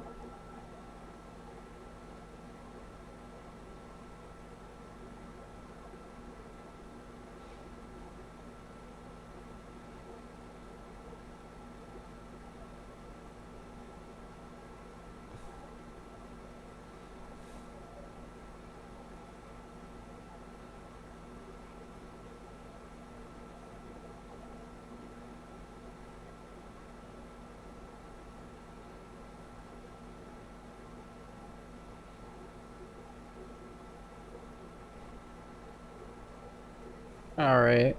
See, DD in the air. I wonder how you end up dying. Alright, shoot him out. Good job. See, listen, I'm gonna watch it through once and then I'll be talking about different things you could be doing. In case you're just like, why am I dead silent?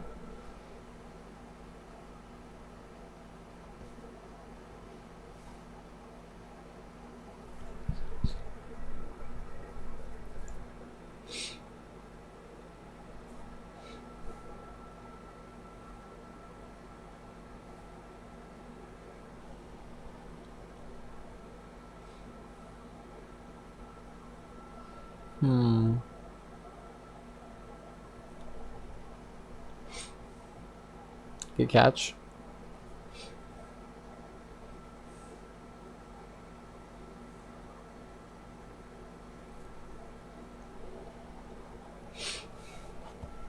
So you end up losing this?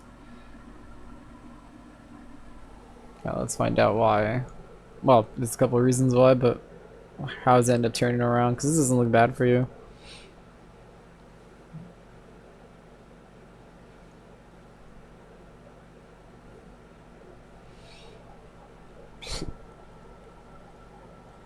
Alright, you got S smashed? Oh, no, she messed it up. She tried to dash attack at least.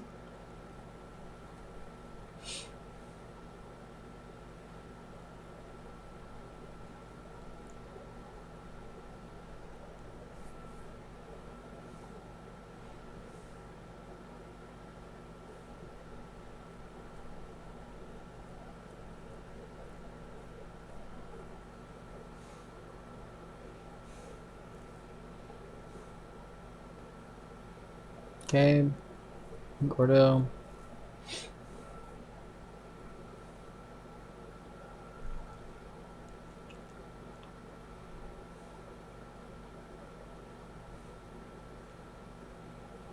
And okay.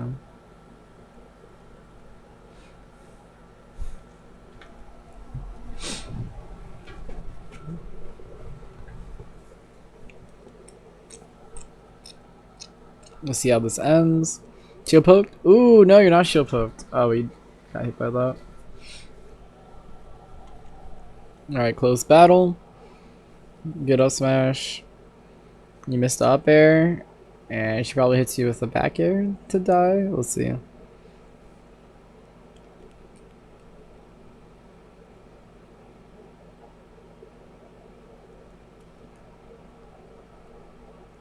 One, two. Yeah, you got hit for the same reasons. Alright, so let's start off with the beginning. So we're going to start off with basic Smash concepts, and then we're going to be talking about it more directly. So I'll point out the first couple mistakes. They end up getting you hit, and it actually gets you hit a lot. So, first of all, let's see if we find it first thing. That's fine. So the first problem I have is that you always land on stage, or you keep trying to land on stage. Better players will punish you a lot more. However, this player only does it some of the time. So like for example, this should be punished by a good player. They'll walk away and they'll come back. However, this person messes it up. So you'll get punished there, right? In one place. So we'll keep going. That's going to happen a lot. The second issue you have is that you keep throwing out attacks where you should be waiting. So here, there's no reason to do this dash attack. It's not going to catch anything. You can wait to react to the up B before dash attacking. Because look how it's not like the fastest thing. I would even dash attack either, to be honest. But I'll just wait. So those are going to be your two biggest problems. And there's one other one that I noticed, which we'll talk about in a second as soon as we find it. The third one is that you're going for like the kill, basically, when you don't need to. Right now you're ahead, and this is going to make her catch up. Assuming she doesn't suck. She sucks, so she's not going to get much off it. But I'm pretty sure you've seen like good Aegis gameplay. They'll literally 0 to like 90 in like a second if you miss something. So let's see how much she does here. So she does 38 off that, right? That's 38 damage you didn't need. It would have been just the same at 99 and you'll be fine. So here comes the mistakes. So you're going to do the same other things I mentioned. So you get up. That's fine. It's a little dangerous. Obviously, or maybe not obviously, you want her off stage. So instead of juggling her around like this, just shoot her off stage. Do you know why you want her off stage? Or no? Yeah, so that's a big chunk. All characters, for the most part, you would prefer them off stage. Part of it is that especially her recovery is horrible, and you can tap it. And we can teach you ways how to tap it with DDD, and I'll mention some of those in a sec. But besides that, oh, go ahead.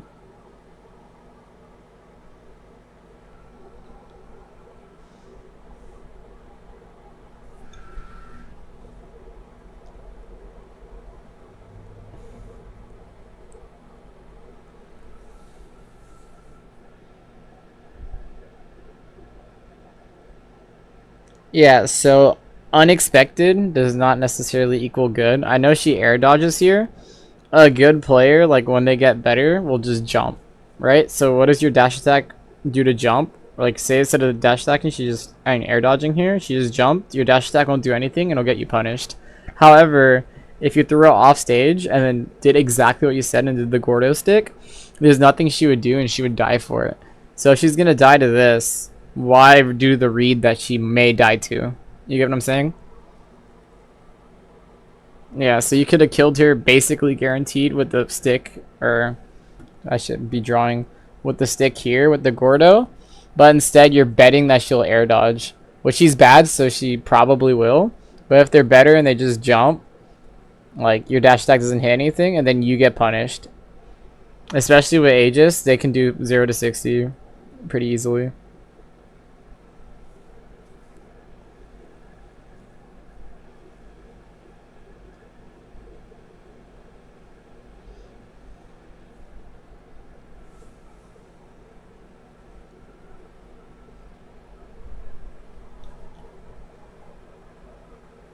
Yeah.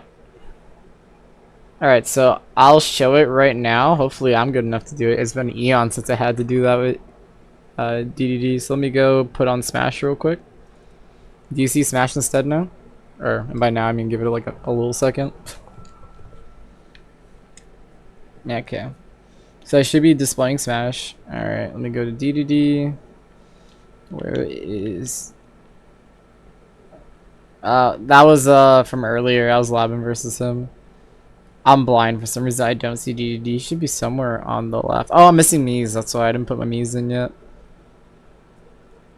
Next Olimar? Alright, I see him. Thanks.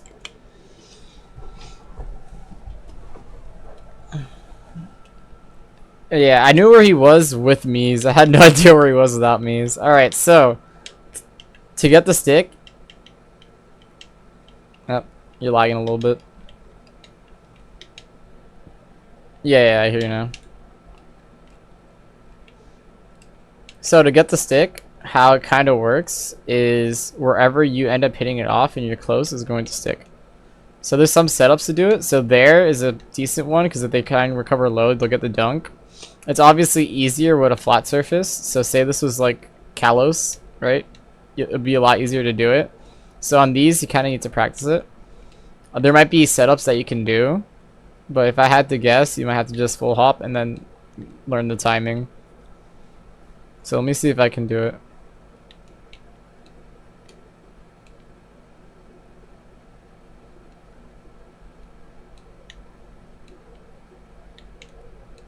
There you go.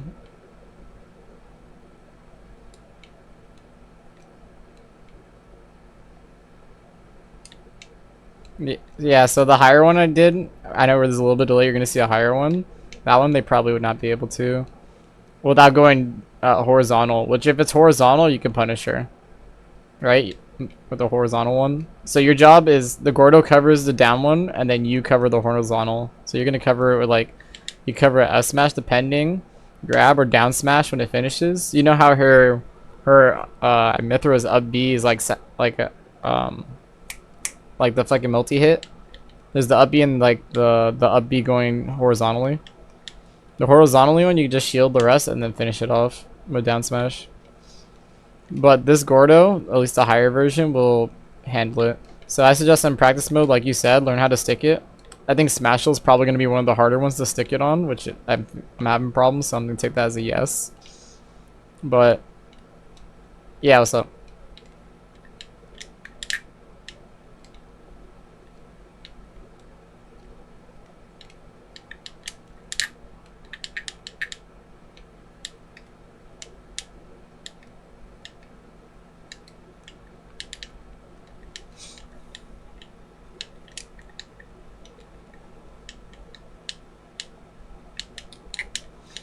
So yeah, the answer is going to be it depends.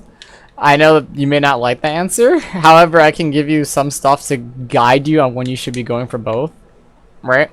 So instead of saying it's character dependent, which it is by the way, but there's some things you want to look out for when you try and go for one or the other. So for example, people with low ledge hangs will not get hit by your dash attack. So if they have a very low ledge hang and you know it, probably don't go for the dash attack, right? But if they're like Bowser Jr., who has problems with that, you can... By low ledge hangs, what do I mean by that? Yeah, so I'll show you with characters. So let me use Bowser Jr. as an example.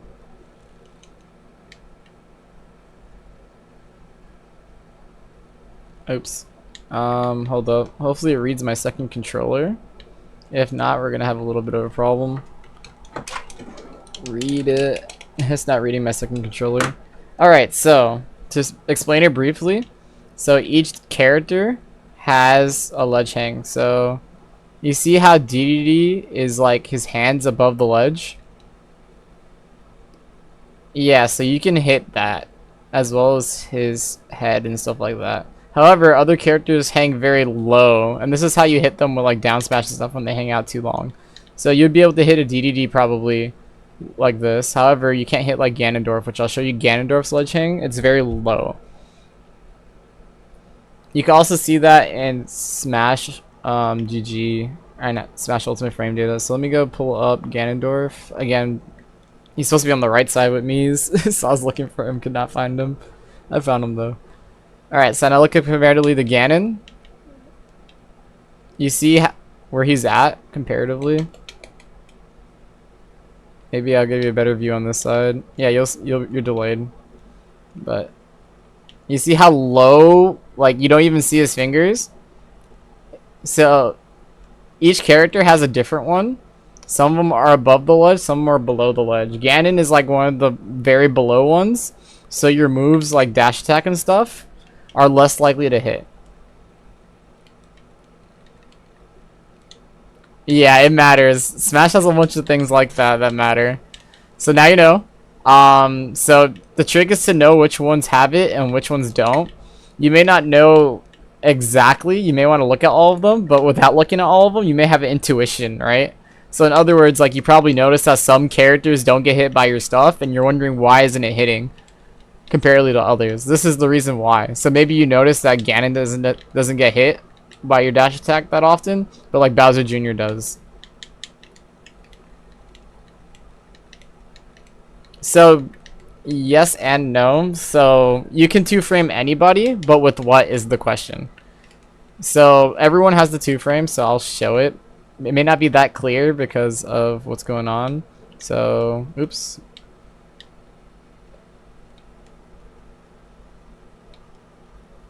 So look at this. So the two-frame is just when you're about to grab the ledge, you're gonna go into animation for 2 frames. So let's wait for Ganon. So 1, 2, and then he snaps, right? You see that? Now he's invincible. When you see the green, he becomes invincible. So that's what two-framing is. So what you're doing is you're trying to catch these 2 frames before he's invincible. That applies to all characters. So there's different moves that could two-frame, right? Technically, all of them can if they're able to hit that area. So for example, say this Ganon, right, is going to grab this ledge. So 1, 2, and then it's invincible right here. You can run off, back air him while he's still doing that animation, and you'll two-frame him, right? That's what it means to two-frame. It's just hitting them while the 2 frames are there. What I'm pretty sure you meant, though, is can I hit them from the stage? So can I two-frame them from the stage, correct? So can you hit like a down smash or the dash attack to hit them? That's where it depends on this. So you see how 1, 2, I'm grabbing this low. You're not going to hit Ganondorf for the most part, but other characters you will. So how do you determine that? It's a mix of that ledge hang, how low they hang, as well as something else which I'm about to pull up for you. Do you see the coaching or the VOD again? Yeah. You're going to see me swap to Smash Ultimate Frame data. So yeah, it's going to be a little delayed. Alright, so here is... Where is the character? I'm blind. Yeah, right now I'm just looking for it. I still haven't found it, so, do they have him under... Am I blind? D...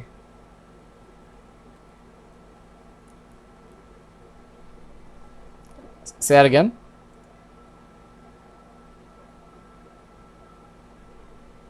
Yeah, sure. Give me a second. Before we do, also, so look. So this is DDD's aerials and all his other moves. So we're going to look at dash attack. I might have passed it. That was the aerials. Down smash, up tilt, down tilt.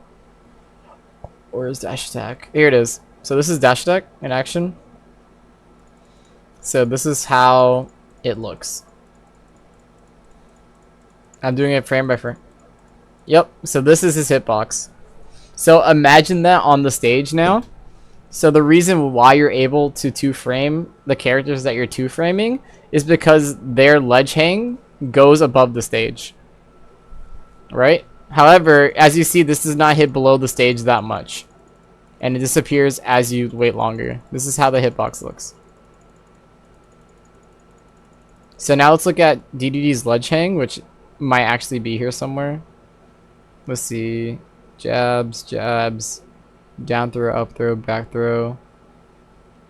Ledge hang. You see this ledge hang right here? So this shows... Yeah, I'll wait. So this shows how DDD holds the ledge. The white is where he can get hit. Notice how it's slightly above the ledge? It's kind of hard to see the white. My hand's kind of like hovering it for you. The white's all the part that can get hit. So because this is above the ledge, you can hit DDD with DDD dash attack with the two frame, right? Because it's slightly above the ledge. I'm not sure you can see that. However, right, let's go to Ganon as my previous example. Where's Ganon? GGG, boom. No! Website, please work. Let me get Ganondorf. Alright, there you go. So we're going to go all the way down to Ganondorf's ledge hang. Stuff does not want to load on this website all of a sudden. Alright, there you go. So here's Ganon's. You see where he gets hit? Is right here. So, because he's below the ledge, you cannot hit him with your dash attack. Because as you saw, your dash attack does not go really below the ledge. So if you want to two-frame him, you need to hit him with a move that will hit around this part of his hand.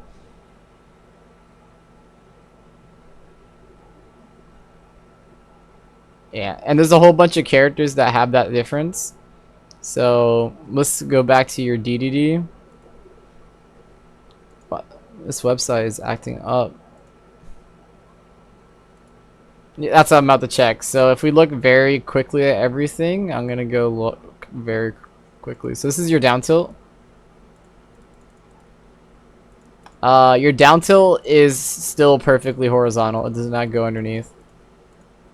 So you probably couldn't. Let's see if this down smash and forward smash.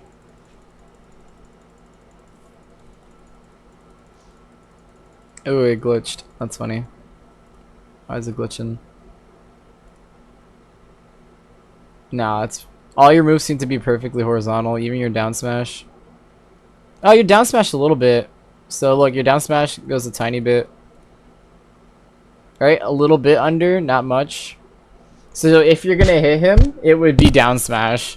I don't think this would hit him, but if you could hit him, it would be the down smash because your circle goes. This is the ledge, or this is would be even with the stage, right? This goes slightly underneath, so maybe you can hit him with down smash with the two frame. Is it worth going for? Most of the time, no, because it's very hard.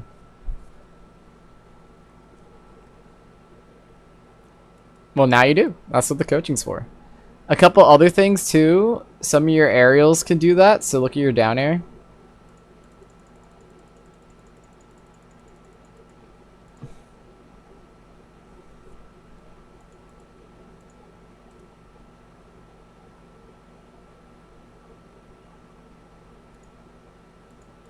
Yep.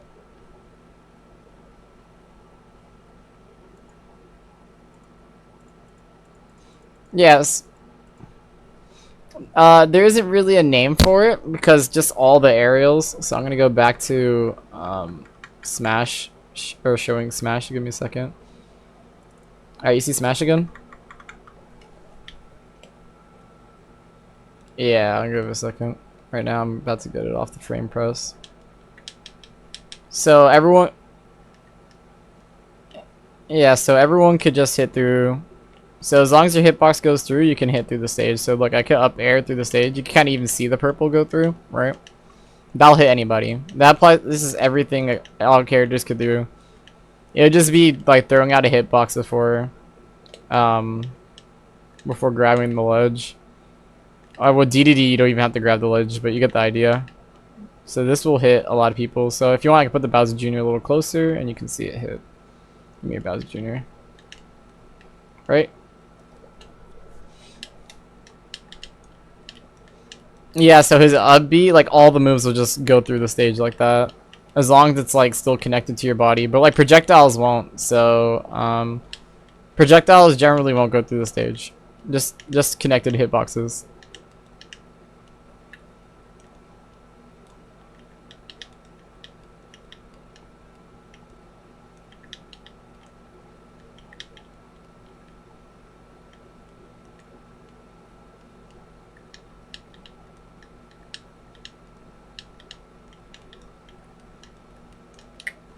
Yeah, so this could be explained easier with the hitboxes. So let's go back to the coach stream.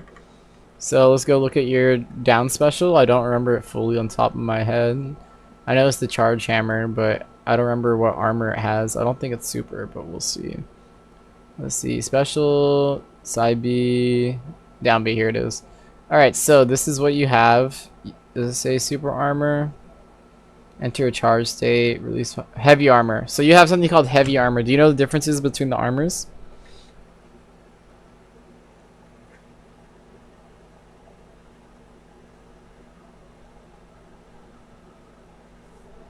Yeah, so the difference between all the armors, super armor means you could take any hit basically and go through it still. Heavy armor means there's a certain amount of knockback before or percent before you lose it. So according to this, your heavy armor only takes 14%. So once you take more than 14%, you're going to lose the armor. Yeah. And then... Yeah, go ahead.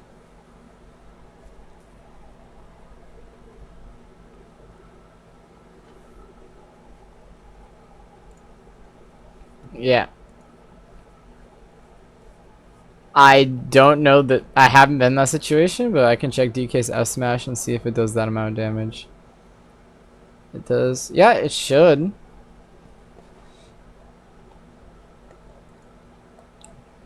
It's a... we'll find out. Maybe I'm mistaken. Maybe it has more than heavy armor. Let me see. Again, down B charge. Let's see. On stop release, sentient charge state. Heavy armor 14% on frame 1 through 14. Release, but only on the ground version. I don't know what to tell you. Maybe his up smash wasn't completely out yet. I don't know the answer because I wasn't there for that thing. But according to this, 14%, and then it's over. So let's go look at Sephiroth. You should be at the bottom. There he is. So Sephiroth up B, you're gonna see that hitbox is ridiculous. So let's see. Where is Sephiroth? Ah, it's loading. Stop loading. Or load, but don't take so damn long to load. There you go. So this is Sephiroth neutral B as soon as it decides to load.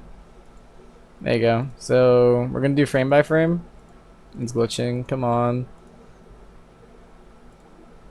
Refresh. There you go. No, please. It is glitching so bad. Alright, you can see it at least on the left without... So you see how much in forward it is in front of him? Even though I'm not doing the frame by frame. So that's the reason why it didn't hit. And also Sephiroth's hits right here, each hit is 2.5 or 2.3 and the final hit is 7 apparently. So that's, let's see, 1 2 3 4 5 6. So 5 times 2 is 10 and then the final hit is 7. Right, so that's about 17 damage if you get hit by the whole thing, so that breaks your armor. However, if you catch like a bit later, then it may not break the armor. It also depends on when your armor hits too, right? So you only have it on ground and you only have it starting on frame 14. So if Sephiroth hits you before frame 14, then you'll get hit, regardless of your armor, because you don't have armor yet.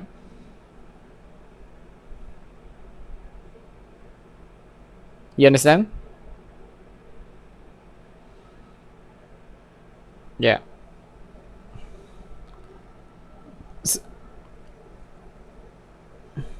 No, it's fine. You ask all the questions you want. That's what the coaching's for.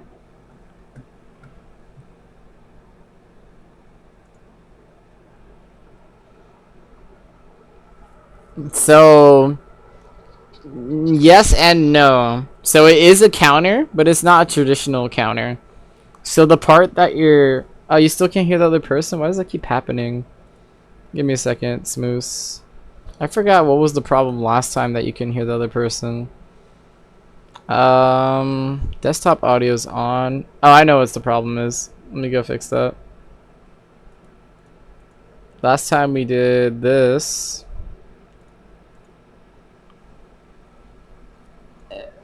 Application. Wow, this whole time we didn't have the other person. My bad. Also, yeah, I was not looking at chat, so I was super focused. Discord. I know how to fix that. Give me a second. Let's fix that right now.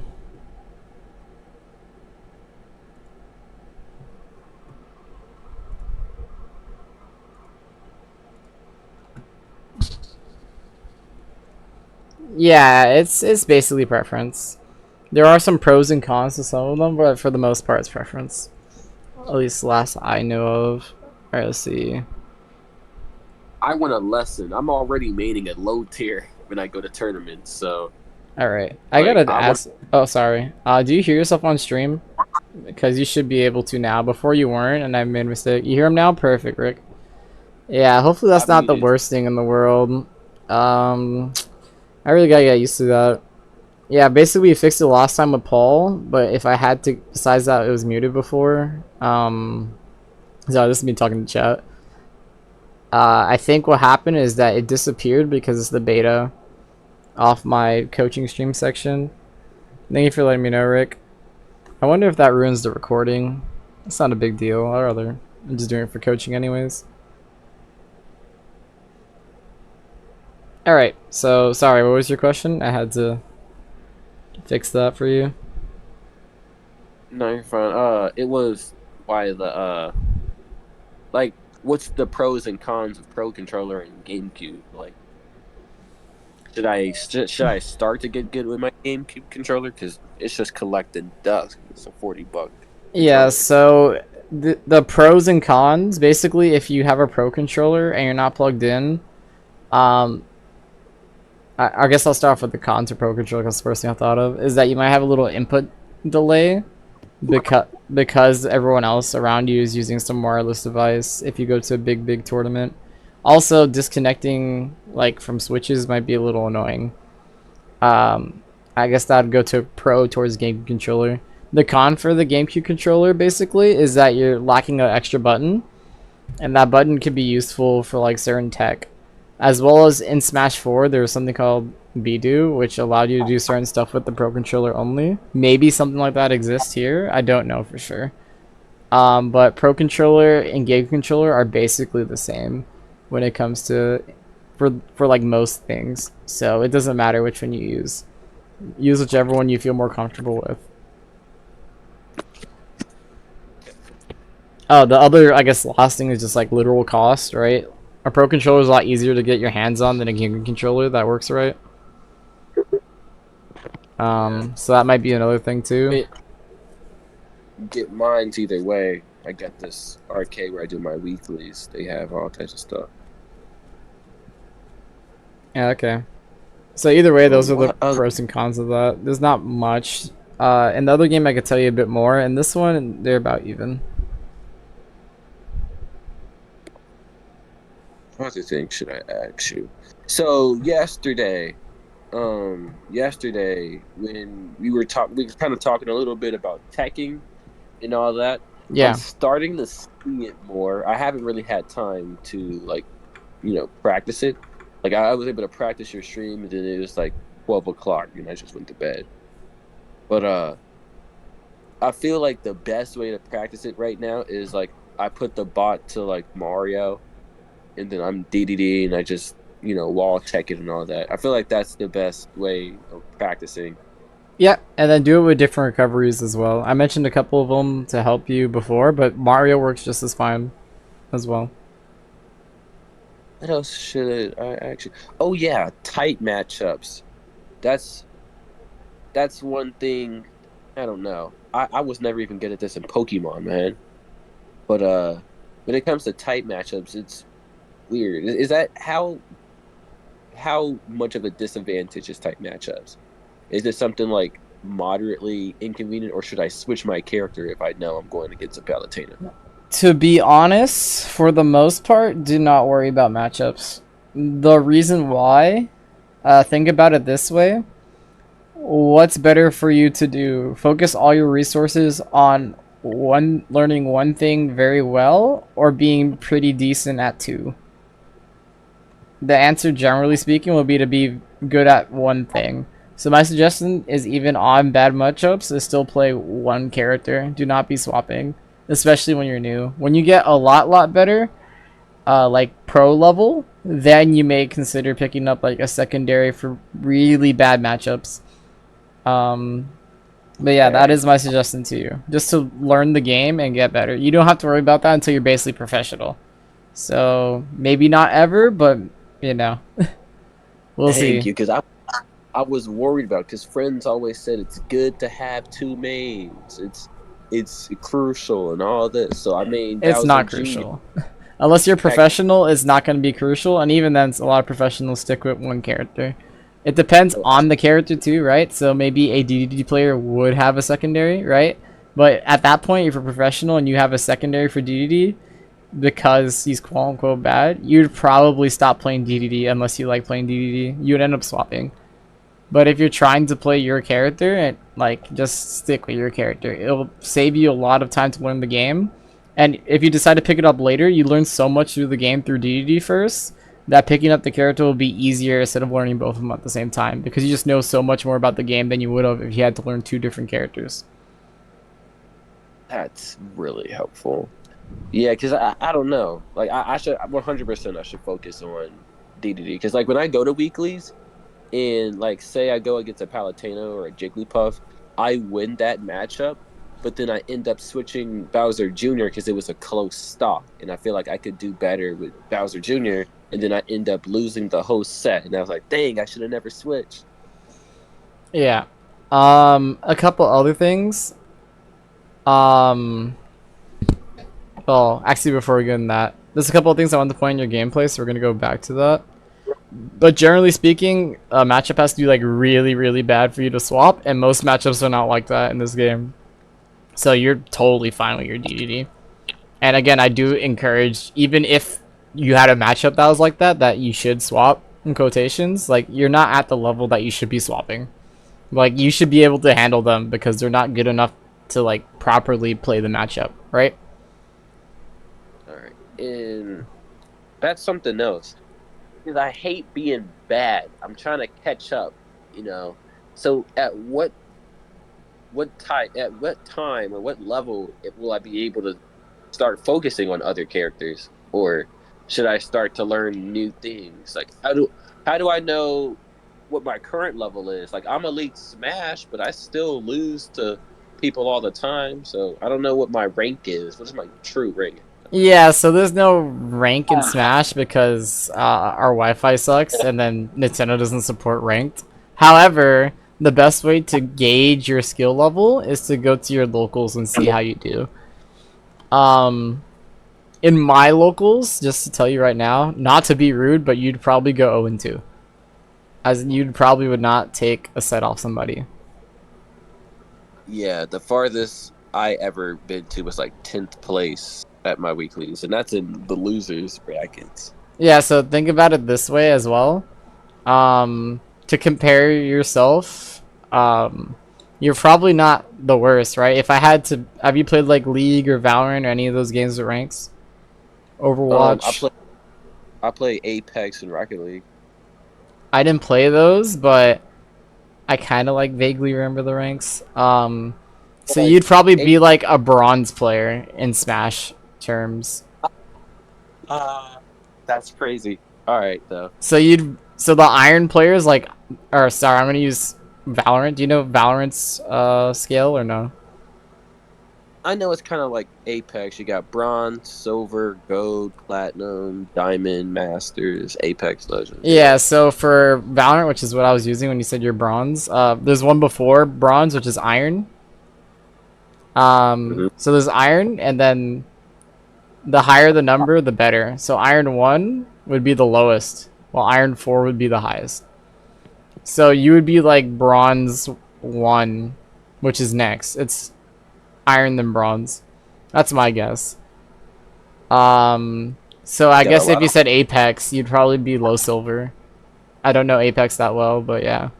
But think about it this way, like 99% or like 90% of the people who played Smash to start, they're all iron or they're all bronze, whatever the lowest rank is for Apex, and you're like above them. So you'd beat them, and that's kind and like you beat them easily, but then you fight someone who's like a bit better, you're around their level. And so this Pyra, like you're fighting Pyra is also around that level too. You guys are around the same level. Yeah, and then I have one more question. Like Sure. when I go to please, like I went to Cost 2023, and I was nervous. And even I don't get nervous. Like I'm section leader for trombones. Like I do a whole bunch of like loud, whole bunch of crowd activity. Like I don't know why I get nervous during those tournaments, But what's some good ways to like not panic with DDD? Because like I know I start panicking when I just start dishing out Gordos, and then I get punished and down spike. So Yeah, so it's not to panic with DG, it's just for you to calm down. So the ways to do that, first of all, a lot of times when you don't have a plan, which is what I'm going to talk about maybe a little bit, that causes you to panic, right? So your default mode of like I don't know what to do is to chug Gordos, right? yeah, So that's why you chug Gordos. However, there's other things too. Like obviously you're not always chucking Gordos. To calm down, I know this sounds like the really stupid advice, but like it's literally to breathe. Specifically the exhale is what matters. So doing the exhale slow is what will calm you down in general. And you can do that in between stocks or if they're just away from you for like a second. So inhale and then exhale slowly. And surprisingly that will calm you down. Like even if you try it like now, you'll feel calmer. So that's why if you start asphyxiating, ooh, I stuttered that. So you know, breathing really fast, and you'll start feeling more nervous, right? Have you ever just tried to like breathe really fast on your own? yeah, Yeah. So just by doing that, you get nervous. It also works in reverse. If you start breathing nice and slow, you'll even talk calmer. So that will calm you down a little bit. That will help. But as for like in game, like to stop the oh shit, I don't know what to do. What you're gonna have to do is develop something called the game plan, which I'll send you a resource on, as well as we'll talk about a bit. Because I don't think you're 100% at the level for me to feel comfortable telling you a game plan. But I kind of am gonna give you like a game plan. I Um, can quickly like I got this game like 3 months ago. oh, you're doing good for 3 months, man. Like there's people who've been playing a lot longer than you who are a lot worse than you. Like to be Um, honest. to be fair though, I grew up on fighting games. Like I beat the not number one, but he was a former number one in Naruto Shippuden Storm 3. Oh, that's cool. Yeah, I like Storm. I love Storm 4. I Like in wasn't around seven for Storm 3, sadly. to 4, but I love 3 and 2. But like yeah, I played tech, so I play a lot of fighting games. So I don't know.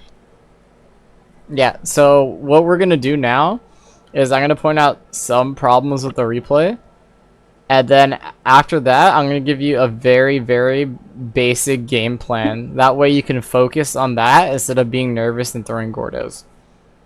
Are we cool with that?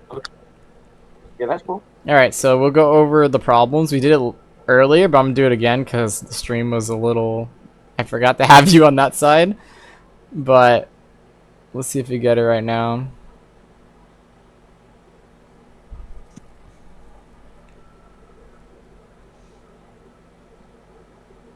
Alright, so there are a couple things you want to keep in mind. First of all, again, when you do these types of things, just go for the ledge. You don't want to land on stage that often. That's how you get punished, especially by good players. Landing on stage is a mix-up that you want to do when they're definitely not expecting it. But even if they're not expecting this, right, this takes so long, they can just react. This player is really bad, so they don't hit you for it. Or hit for you that well. No, they just don't hit you for it. So just try and grab the ledge. If you missed, like, and you're aiming for the ledge, you're gonna have to practice grabbing that ledge better. That's just the if and but about it. Were you aiming for the ledge, if you don't mind me asking? No, I don't normally aim for the ledge because I find my F's I mean my up B pretty safe, especially with the little stars. Yeah, so it's actually not. Um, I would show you how, but I don't have the second controller working. I gotta figure out how to get this working. I'm the technical difficulty.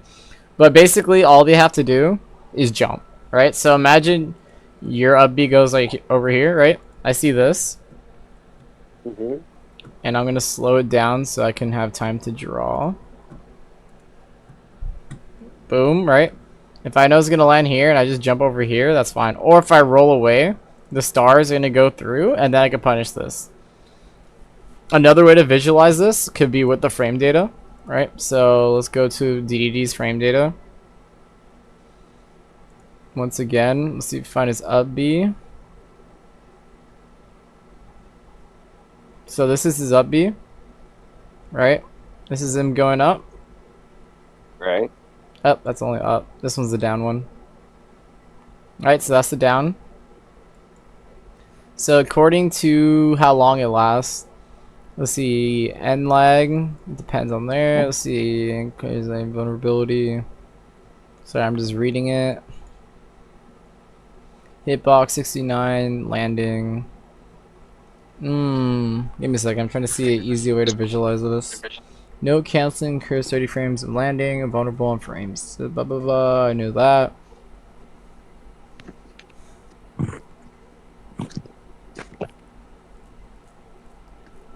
Yeah, there's no easy way to visualize this, but it's not that long, so you have a good amount of time to punish. So we can even count, I guess, over here. So if you look, right, all that before you're able to act. So if they just walk away from you or they roll away, like imagine she just went over here, or let me draw instead. Imagine instead she just went over here. Oh. Right? And then just ran back to you. She's quick enough. Not even that far. Like, she can go, like, over here and be fine. I just drew the circle a little early. Because I forgot you're holding the camera, so the camera angle's gonna change. But you get the idea. So she can punish that. And you've seen her go across that stage. She's 100% quick enough to punish that. And basically all characters are quick enough. So you'll get punished every single time by a good player. So grab the ledge. Okay. The second thing is... Or, hold up. I'll hold up on the second thing. We'll pick this one. So same thing, we talked about this. Because you didn't know how it worked. Now you do. I wouldn't suggest going for this that often. You can find whether Pyra and Mithra have that ledge hang. But honestly, I wouldn't do this. I would just wait. It's not worth it. So you're very much in the lead. So you want to keep this lead. Right? So this is where you want to play a bit safer and not do stuff that gets you percent. So that up you would have got you percent. And this would get you percent, right? If they hit you for this, which she does. Oh, she doesn't. Okay. But like, if she just grabbed the ledge and did an aerial, she'd probably hit you. So now just play a bit safer, right? You don't have to do this. You don't have to do all that. This is all stuff she can just hit you for if she's not bad. Yeah, that's one thing. I feel like I rely too much on my Gordos. Well, it's not a Gordo thing. It's the moves you're designed to pick when they're in when she's near you, right? So right here, no one's near you. You chose dash attack, and then she could punish you. She's not bad, but she misses. You do Gordo here. This is fine. And now you need to keep control over here. So now she's in the corner, right? You're jumping at her. She wants to go over here. Wait, wasn't it? Oh, I see what's going on. Oopsie. So, do you know anything about stage control? Or no? Yeah. Yeah, so you might have heard it. So what do you know exactly, if you don't mind me asking? So stage control is basically like keeping them off the stage, kind of like edge guarding, right? Not exactly. So stage control is similar, so that's part of it. So it's keeping control of the stage. It's not just getting them off stage. Getting them off here is part of it. But even this, right, having control is stage control. So right now, think about it this way. Imagine a line between you guys, or better yet, imagine a line on you guys, right? Okay. These are the two lines. You control everything on this side, right? She controls everything on this side. So if you're this character, what do you think you want to do? Probably jump up, right?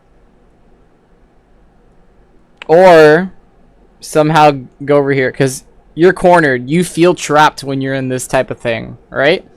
Which is why you said jump. And guess what? Look at the replay.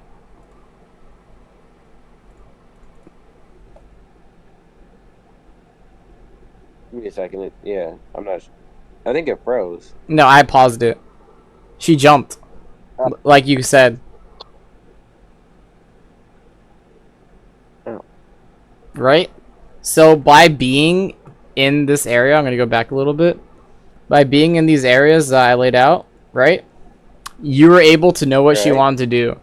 Why is that? Because she wants to head to the center now. By being here, there's no, as you know, there's no stage on this side, right? There's no stage over here. So their options off stage are very limited. And the more towards this side, the more options you have, right? So you can go forward if you want. You can back up and be safe. You have all the space to work with, while she only has this much to work with, as well as being off stage, which you don't want to be. So, just like you predicted, because she's in this corner, she jumps. I didn't even tell you that either. Oops, I hit that on accident. Now, So she is that jumps, because and if you know that, hold on. then you can hit her. Just the thing that you need to remember is you controlling the center part of the stage is what's making you, or will make you win a lot more. You just need to be cognizant of what she's thinking, because the way to figure that out is what you're thinking, right? You said, oh, if Uh, I'm in this corner or the same corner, right, that I would jump because you want to get out, and that's exactly what she did, right? right. So your job, I think another thing you need to do is just wait a little bit, because you're just hitting buttons. So you just did Oh, the okay. suck. If you just wait, like if you're in this position, right? If you have the stage control, just wait a little bit, right? You don't need to do anything. She needs to come to you. She needs to So I come. should be. Yeah. Hold up. Sorry, I messed up the drawing. She needs to go over here. She needs to get control of this. In order to do that, she needs to get past this Gordo you placed. Right? It's her Right. turn to basically decide what to do versus you. You have all this power. Just maintain this. Prevent her from coming here, and she will mess up.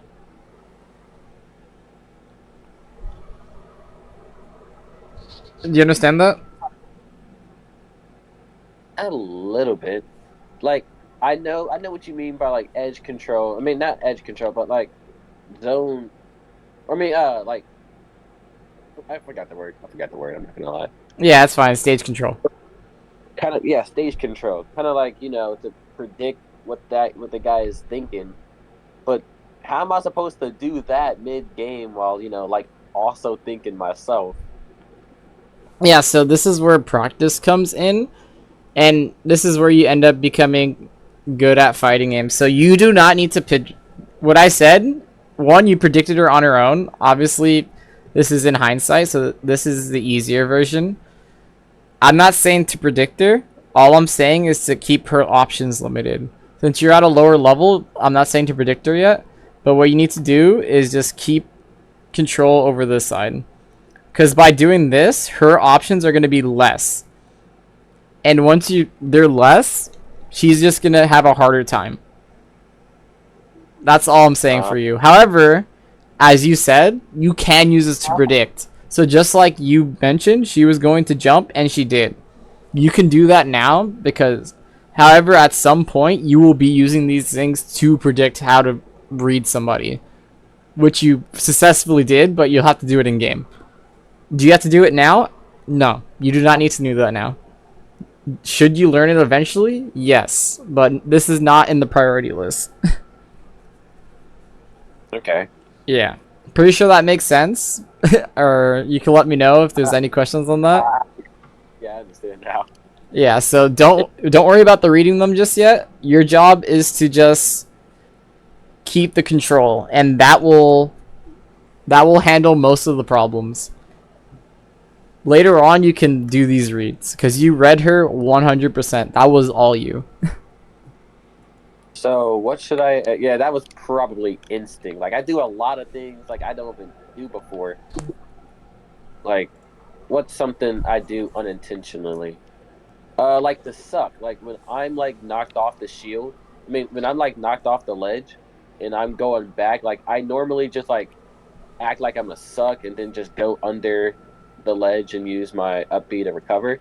But I only do that so people could get off my back. So then they'll back up, and if they do push me, then I'll just get the suck and cuck. Yeah, you gotta be careful on that. When players get better, they will punish it. There are times and places. So the one time I saw you do it, it was a punishable one. But we're not gonna worry about that just yet. Once we go over this replay, I'm gonna give you like maybe like 3 things to take home, like to like actually remember to add to your gameplay, and then everything else would be like, oh, if you kind of remember, that's a good thing. So after we Okay. finish the replay, I'd be like, here are the 3 things you need to do, and I'll approve you. So we'll continue. So yeah, we already talked about this portion. The Gordo up close, right? When you're up close, you need to respect her. So she can pick stuff. If you Gordo right here, she does exactly what she did, and she could punish you if she wasn't trash. Right? If she did up tilt, she hit your Gordo and you. Oh, I see. Okay. Yeah, or if she just hit you because she had time to move forward, then she would have hit you. But she's just bad. So you won that interaction. So right now, same thing, right? Your job is you want to control this. So actually, I wouldn't do this type of Gordo. I would do the more angled up Gordo. So I would do Okay. this Gordo. The reason why is the Gordo will control this. So she can't land here. She has to go for the ledge. Right? All right. And then if she's on the ledge, let's use our control thing once again. You will control all of this, and she'll be stuck over here. And you can just make sure she stays stuck in that loop. So let's apply this, and let's see when you do good and when you go bad. So right how she goes here, because your Gordo wasn't there, and you tried to smash her for it, which is a good idea, except that she's bad. So a lot of bad player habits is what I told you, which you kind of got punished for to sent, is landing on stage. So that's why she's getting hit, and that's why you get hit. However, DDD gets less punished from landing on stage than she does, because she's lighter, and your up B's better to land on the stage, right? As you imagine. But a good player will punish both these habits about equally. So you even miss it because she had time to shield, because it's not like that hard. But you have the right idea to try and catch that landing. Okay. Alright, so this is where you do the suck here. She can just punish you. So if she just do an arrow right here, you'll trade. And then obviously if you trade, you don't end up in the mouth. So she would hit you. She could hit you all here. So you gotta be careful because her sword is very long.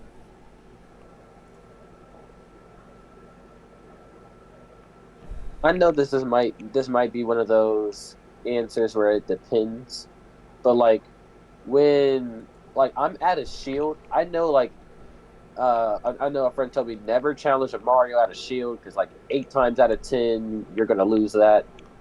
But like, should I start grabbing at a shield more, or should I down tilt at a tilt? Because I know my down tilt is probably my fastest frame thingy I have. So that question's a little loaded. The reason why it's a little loaded is there's a couple things you probably don't know. Mm-hmm. First of all, there's like a shield drop frame. So let me see if I can just go to...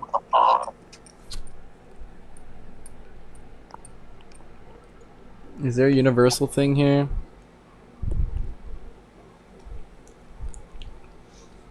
Give me a second.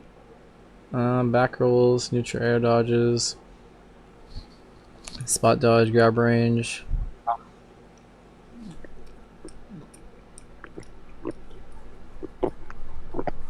Alright, so things you need to know.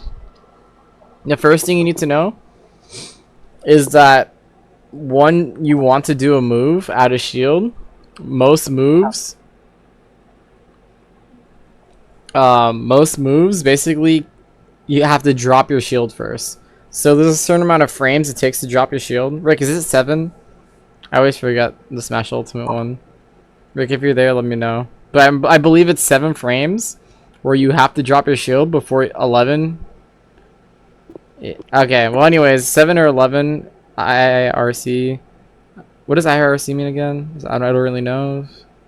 Well anyways, there's a certain amount of frames it takes for you to drop the shield. And It's really funny that I just randomly forgot, if I remember correctly. Alright, so let's say it's 11, Rick's right.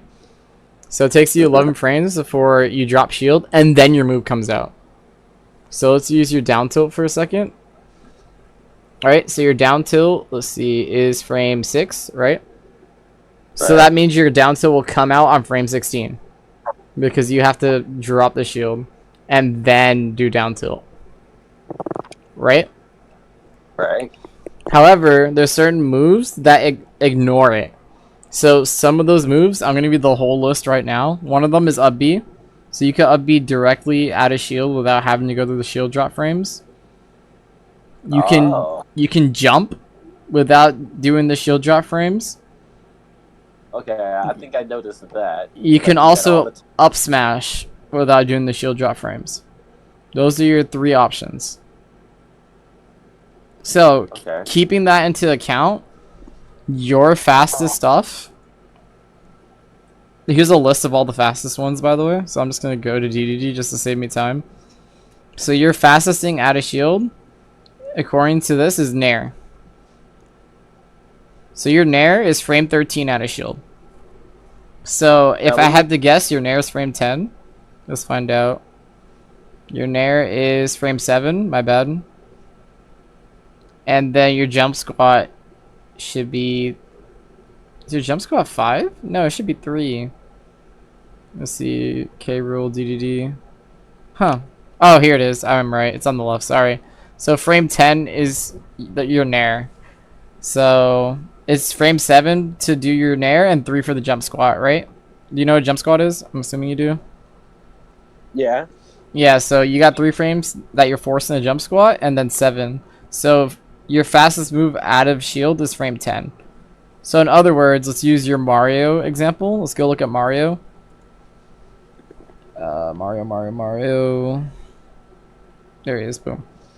Alright, so Mario lands. Let's say he does an up air on you, right? Or a back air. You see the minuses on there? So -2, -3, -12, -3, -11, right? You see these minuses on shield? I'm assuming you know what that means. If not, I can tell you. No. So what it means is when you says, let's use our up air. So -3 on shield means you have 3 frames where Mario cannot act when he lands that on your shield. Okay. Does that make sense or no? So, when you mean by I have 3 frames to act, that means I have like. So it's not frames. Like you have no. It's not 3 frames where you can act. It's 3 frames that he cannot act. Oh, so kind of like his move lag. So let me be a bit more specific. So his move lag, frames and lag, is, or the whole thing technically is frame 30. What it means on shield is I'll explain the whole thing. So a move is gonna hit your shield, right? Say up air, he lands on the floor. The first thing that happens is both of you guys experience something called shield lag, where both of you guys are stuck in lag because he hit your shield. Then there's something called shield stun, where you're stuck in shield. Right? Only. Right. Once those things are over, the rest of the everything else happens. So either Mario's move needs to finish, or you can get out of shield and fight him. What the -3 on shield means is that when once the shield stun is over, Mario cannot do anything for 3 more frames. Okay. So in other words, if you had something, if you're able to act within those 3 frames, you're guaranteed to be able to hit Mario. Right? Because he can't do anything. Makes sense. So that's what it means by -3 on shield. However, as you just learned, your fastest move out of shield is frame 10 total. So you cannot punish Mario up air on shield.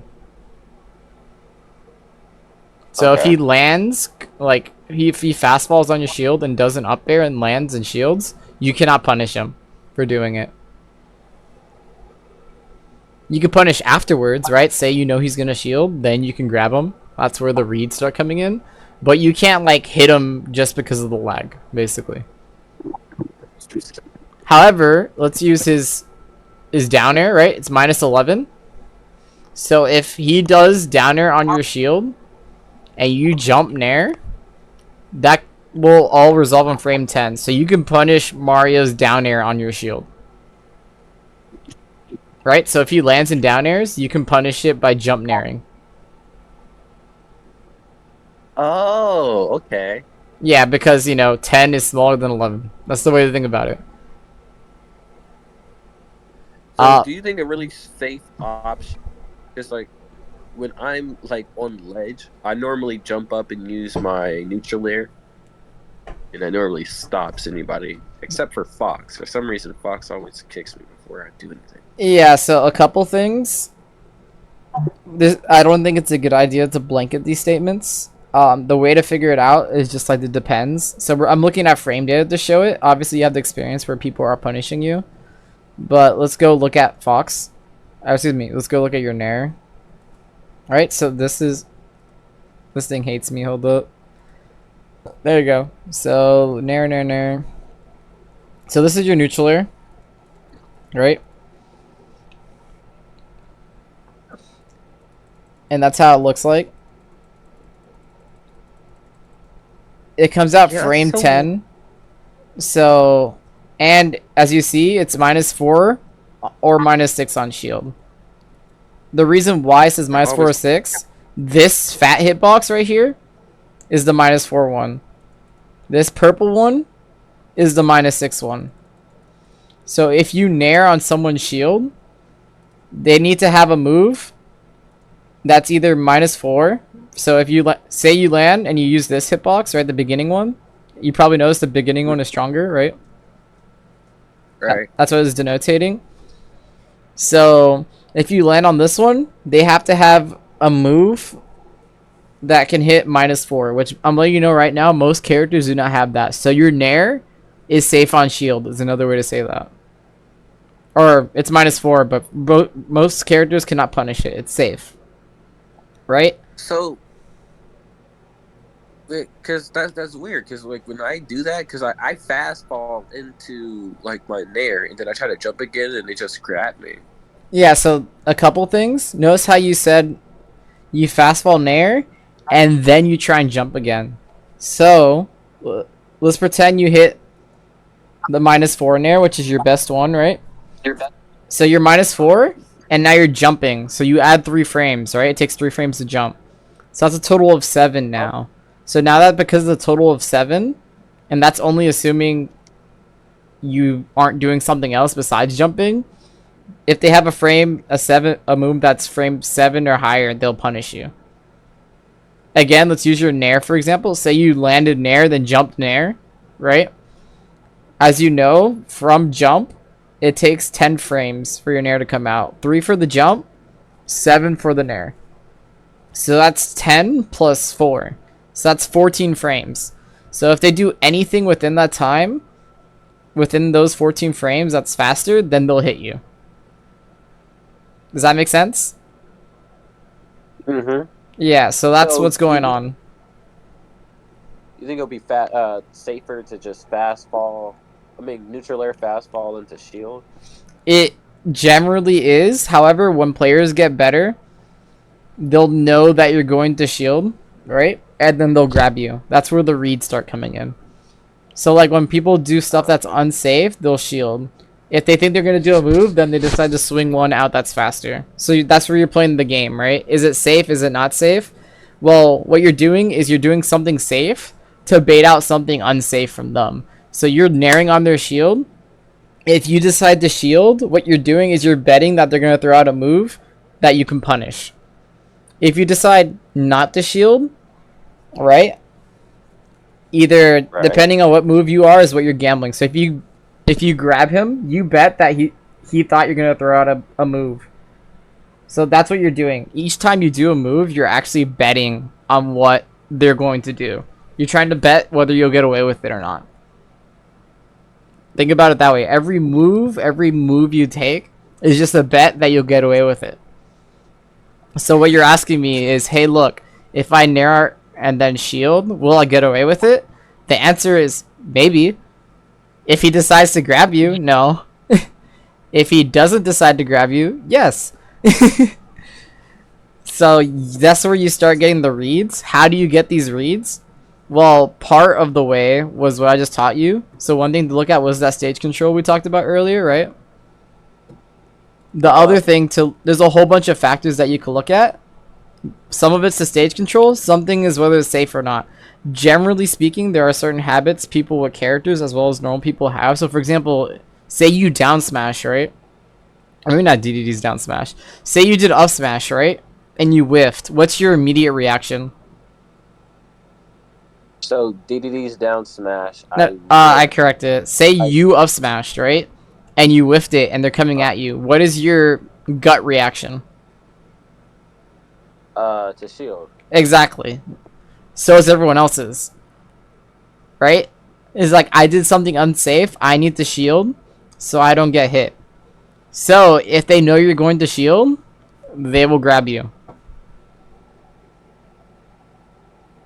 So should I? That's another thing I gotta work on. Like I know I normally like I like side dodge, but I need to practice side dodging in place. Yeah, it's called spot dodging, and yeah. So if you think you're gonna get grabbed, then you spot dodge. So again, I think we don't have to get to that level just yet. I'm just letting you know how it works. I think what we should do again is refocus on the replay. I'll give you some basic tips on what you should be doing, and then that's what you should work on. Once you get to your next level, so this is the first part, just learning those basic things as well as the mechanics. Once we get to that point, I think we could have another session where we talk about how to read people a bit more. That way you can be like, oh yeah, that's when I should be doing that. And it'll also sound familiar because we talked about it today a bit. I feel you. Yeah. Alright, so let's go a little bit further. So again, just throw them off stage. I'm going to give you a game plan. Do you know what a game plan is? I'm assuming you do, like in the fighting game sense, not just like, it's similar in sports, I guess, but in the fighting game sense. Kind of like, you know how to beat a character. So like, you know, King DDD is a fat character, so you'll try to dash out like another fast character like Lucina to combo. Yeah, so a game plan is basically, or I guess it's going to be a little vague, but basically what I want you to do is I want you to have an idea on what you're trying to achieve. The thing I want you to try and achieve at this low level is getting them off stage. So all your moves and your ideas is trying to get them off stage as safely as possible. This will work on most of the cast, and Smash is designed to kind of be that way. That's why they have the ledge as well as the offstage design as it is. The further you are off stage, the more pressure people have. So your now plan, I want you to focus on, like, as hard as possible when you're playing, is just getting them off stage. So for example, for this suck, all you do is blow them off stage. When they're off stage, your job's to keep them off stage. So if they're high, make sure they don't land here. Like, they don't land on the stage. Make sure they have to grab the ledge. And that will make you destroy people. So let's look at basically the game in that context, and you'll see you'll probably hit people for that. Okay. Alright, so let's see. They die. That's good. Okay, I like that. I didn't realize that last time. Please actually do BM people. I love that. Yeah, I'm a King DDD main, so I gotta lay down. Yeah. Rest it out. Alright, so here's that problem again. So hopefully you don't get punished, but they should be punishing you for this. Right? So imagine they jumped there, like I said, and then just went back to hit you instead. They normally have respect, but I feel you, in tournaments they don't care. Yeah, exactly. So the reason why they have respect here, because they probably don't know they can punish this, and they don't feel comfortable doing it. In tournament, they're going to be good enough to hit that, right? So you just grab the ledge. Same thing, look, you're trying to get here. In tournament, they'll just hit you for this, because this takes a while. So you need to chill. Like, I think this person almost hit you for it, but they decided against it because they're a weenie. Oh, yeah, we They literally walked forward and then didn't do it. This person's a little confused. Alright, you got it. Alright, you're hit. So one look. thing Oh, sorry, go ahead. okay. I have a lot of trouble fighting Jigglypuffs and Lucina. Like, don't know why. I know Jigglypuff because, like, I try to be in the air, but Jigglypuff is, like, made for the air. And then Lucina is just, they're so unpredictable. Yeah. And, like, they never any of my crafty tricks. So think about it this Especially- way. These problems we're going to solve is going to solve your Jigglypuff and Lucina. So I'll put it in the context of Jigglypuff Lucina for you. So you understand why you're getting mauled by them. So let's use this for example. Remember Jigglypuff has disjointed hitboxes? You know what that means, I'm assuming? No. Okay, I'm going to teach you real fast. So what it means to be disjointed is it means that their hitbox is detached from their body. So you would say this is disjointed because down here is where DDD will get hurt, but obviously DDD will not get hurt on his hammer, right? Right. So the same thing applies for Puff. So we're gonna go to Puff. So look at her moves. We're gonna use her aerials as an example because it'll be easier to show. So this is her fair. Right? The white is where you can hit Puff. Notice how this goes beyond the white. All this is beyond the white. That means it goes beyond her foot, so it's disjointed, right? Right. So same for her nair. This one's going to be a more obvious example, right? Look how much in front this is compared to her foot where you can hit her. So why am I telling you this? Well, when you throw out your moves, let's say you're Gordo, the reason why she doesn't get hit when she nairs it is because the Gordo doesn't get a chance to hit her foot because it hits this portion first before it would hit her foot. The second reason why you need to know this is because of one of your habits. So one of your habits is swinging and going off stage. So when you try and do a move here, Jigglypuff as well as Lucina, because Lucina is the sword, right? The sword does not have a hitbox. I mean, the sword has a hitbox, it doesn't have a hurt box. So if you hit Lucina's sword, she's not going to get hit. That's what it means to be disjointed. Because it's a sword, right? Makes sense? Right. Yeah, so every time you try and tray with her, she's going to hit you first because she's a bit quicker, as well as her thing is disjointed, so the Gordo won't hit. So that's why you struggle with those. And things that they're good at catching is these landings and these aerials. So if you just grab the ledge, you'll be fine. So same thing, you jump here, Puff's gonna hit you because Puff could keep going, right? The other characters have to kind of go back on the stage. Puff will keep on going because just like you, she has a whole bunch of jumps. So instead of recovering high, just go towards the ledge. Like, go low and go towards the ledge. So you might remember, like, your up B has, like, the armor thing that's really hard to hit. It has super armor or invincibility as well. It has bow. So if you just came from down here, Puff can't hit you for it, right? If you just fast fell and went down here and then came up, Puff can't do anything about that. But if you go here, Puff will just take you all the way over there and kill you. Which I'm assuming happens in your Puff games. Correct?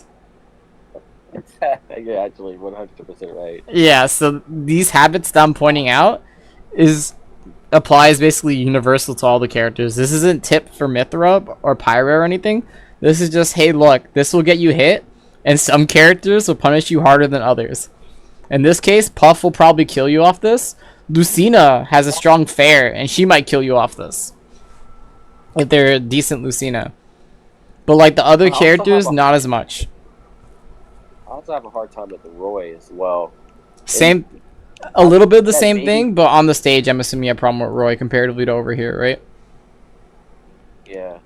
Yeah, it so might be because go ahead. Play style. So weird. It is a playstyle thing, but it's because you're picking the wrong buttons. So when I show you this thing, I'll also put it in the context of Roy. But with Roy, we need to focus more on stage, which we'll talk about why in a second. So let's continue with the replay. So remember, don't recover high like this. Instead, go low. Okay. And this is gonna keep getting you hit. So if this is Roy, he F smashed you, you died. And even I think this hits you. No, it doesn't. It's not quick enough. Okay, so if you do this recovery, Puff never hits you. So you get up. Nair. That was a good Nair. So good job. You caught the jump. Good job as well. Granted, she shouldn't be jumping, but it's okay. We'll talk about that later.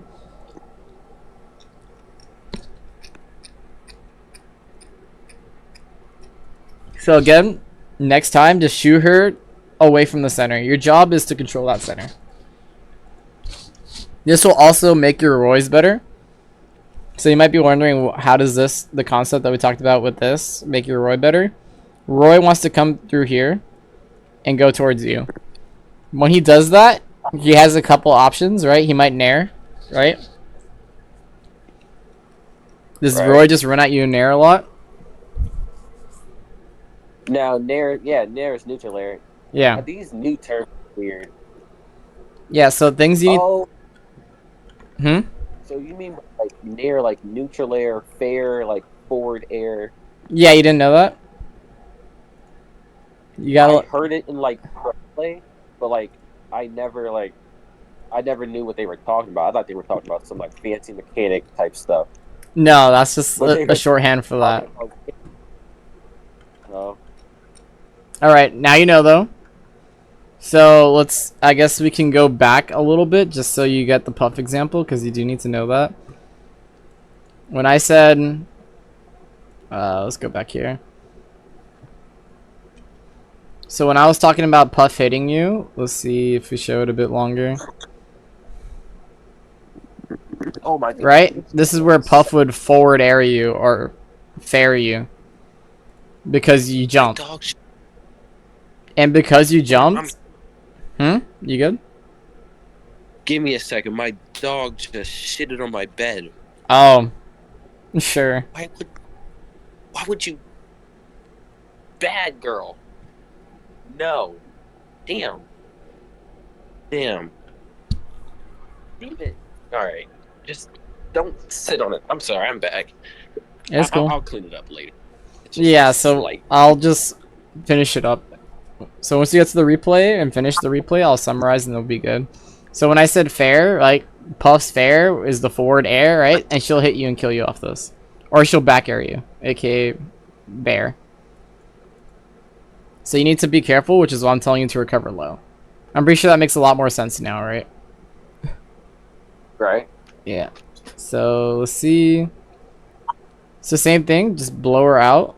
Pause. That way you can just have control. So you got control and keep that control. So a lot of times you actually want to stay grounded. I know that sounds weird, but try and stay grounded. The reason why is when someone's above you. Let's see if I can show this thing because it messed up. Why is this not working? Now, I got hit with this yesterday, actually. So I'm not sure what happened, but I was playing with my friend, and he was playing as Luigi, and I think he emoted, and I was, like, about to get on stage or whatever. Anyway, I think he emoted, and I got down spike. Yeah, his Luigi's down taunt does that. He's like a little kick, it spikes. Can I do that? No, only Luigi's. Oh. It's like a special thing of Luigi's that they put in for fun. So Luigi just can randomly insta spike you. It's not insta, it's the taunt. So when the taunt kicks, it has a spike. Hitbox. Oh. I was at like 30% though. With it's strong. Yeah, the thing is you have a lot of time to react to it. I personally think that's BS. It's really bad, but it's fun. So like some people do it for fun, sometimes you get it, but it's not that good. So like, did I get disrespected? I felt. Yeah, it's a disrespect move. So you do that when you know. Yeah, it's a BM move intentionally. Like there are times that maybe you want to use it because you know it's gonna hit, but like there's so many other moves you could be doing. Yeah, it's for disrespect for the most part. It's crazy. Oh, I knew it was like emote, but I didn't know it could do that. Like I thought the only emote that had a hitbox was Snake's little hidey box thingy. No, it's Luigi, Snakes, and I think one other one I can't think off the top of my head. Oh, I know Greninja has Ah, one, but Greninja, that's I the don't other know if that one. Yeah, with the water. does that. Yeah, it hurts you, but it just pushes you up. It doesn't spike. Oh, Yeah, so let's continue with the replay. So again, your job is now going to be just to keep them off stage. Again, you want to stay grounded. The reason why is think about what they could do in the air, right? right. What options or what can't they do when they're in the air? They can't. They can't grab me. That's correct. So what beats every move that's not grab? Shield. Very good. So if you shield it, right, and it's unsafe, you get to punish it for free. You just need to know it's unsafe. However, you know a way to make moves more unsafe? No. Parrying. Do you know what a parry is? I'm assuming you do. No. Is it the parry that like only most sword fighters could do, or is it the parry that like you perfect dodge? I mean, you perfect block. Perfect block. Oh. So what you do is So you there's release the shield, basically when their move hits, or the last hitbox of the move that matters, and you'll do the perfect block, and it gives you an extra 3 frames to punish. That's what it does. ooh. So that's the whole point. So that's why you see top players go for it. The way they get it is that right now, she's going to want to land, right? She can either land without hitting a button, or she has to land by hitting a button. By being on the ground, you pressure her to picking one of the two. If she guesses wrong, and then you're good, and you know she's going to hit the button, you parry, and then you punish. Versus bad players, you do not even need to parry. You'll get to that point where parrying is a solution and you hit them. But by just shielding and they do a laggy move, which is what generally happens, you'll be able to hit them. So I'm letting you know right Okay. now, when this pyro lands, I bet you she hits a move. Oh, unless this is unless this is a ready move. And I think you go up to hit her. So we'll pick a time when she's above you, and I guarantee she lands with a move. So let's see. Let's see when she gets above you.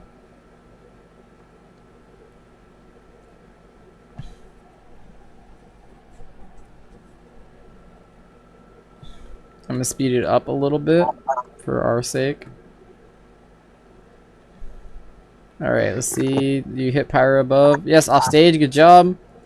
So notice how you're trying to hit her for jump, and she kind of goes towards the ledge. If you just waited, you would have been fine. So just wait a little bit before you decide. Okay. Alright, let's see. You get her above. I gotta wait for you to knock her. Same thing. Notice how she punished you for that suck that I mentioned earlier. Good players punish that all the time. Alright, so now she's above you. Let's see what she does. I bet she does an aerial, or she air dodges. Really shitty players air dodge. Decent players aerial. I'll let you know right now. You jump towards her, but here's the aerial. Part of it's because you missed, right? But say you stayed grounded, which you don't have that tendency to stay grounded, I guarantee you it's going to be an aerial. We can even watch you. You're likely to do an aerial or Gordo. So let's see. Aerial. Right? I should have waited then. Yeah, so this is where your problem, right? The one I pointed at, you keep trying to land on the stage. You tried to land on the stage. She hits you for it. Just grab the ledge. It will save you so much damage. It'll be crazy. Same thing though. Notice how I predicted you doing that just based on how you're at. You're telegraphing it. You're like, I'm flying over here. You have to land, right? And it's not like you can land off stage. So you're going to go onto the stage. And when you go onto the stage, are you going to do nothing or are you going to do the aerial? You're going to do the aerial. Because it's safer, right? So she should know that. She's not that good. What happened, she tried to edge guard you and just went off and then she hits you. But she still punishes it. Same thing, you're going to do an aerial. Just because what I just said. There it is. It's not an aerial, but a move in the air. There's the Gordo. And if she's good, she shields this and then she hits you. But she doesn't because she's bad. Same thing. You're now above her. You're going to do an aerial.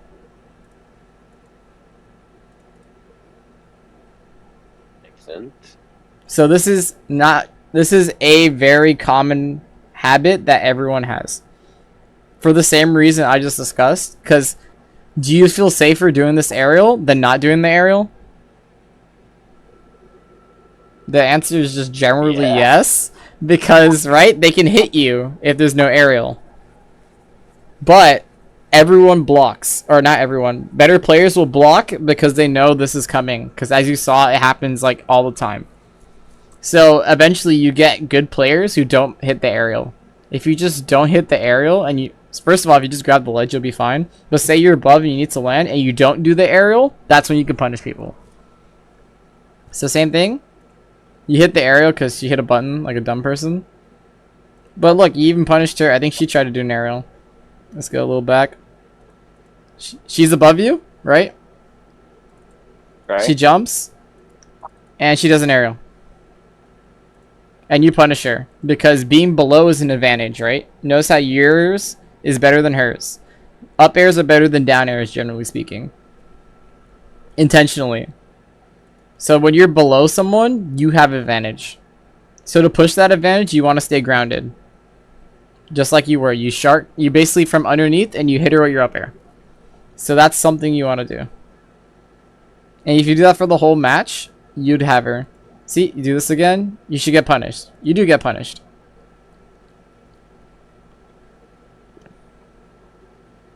Same thing, you do neutral B going towards her, and you're landing on the stage again, and you get punished. Or, should have got punished. She's butt. I feel like I really could have won that game. I was just being... For sure, but all these things will make it so instead of like, oh, I could have won that game if I didn't mess up a couple things, that you'd be destroying this person. So same thing, notice how I said you keep going towards the stage? Exact same thing, you keep getting hit. Same thing, you do this right here. Instead of going for the ledge from down below, you try and land from on top of here and you die. First you throw a Gordo. This happens. She will hit you eventually. Yep, she hits you. Then you try and land. Here comes. Jump, jump, jump. Aerial.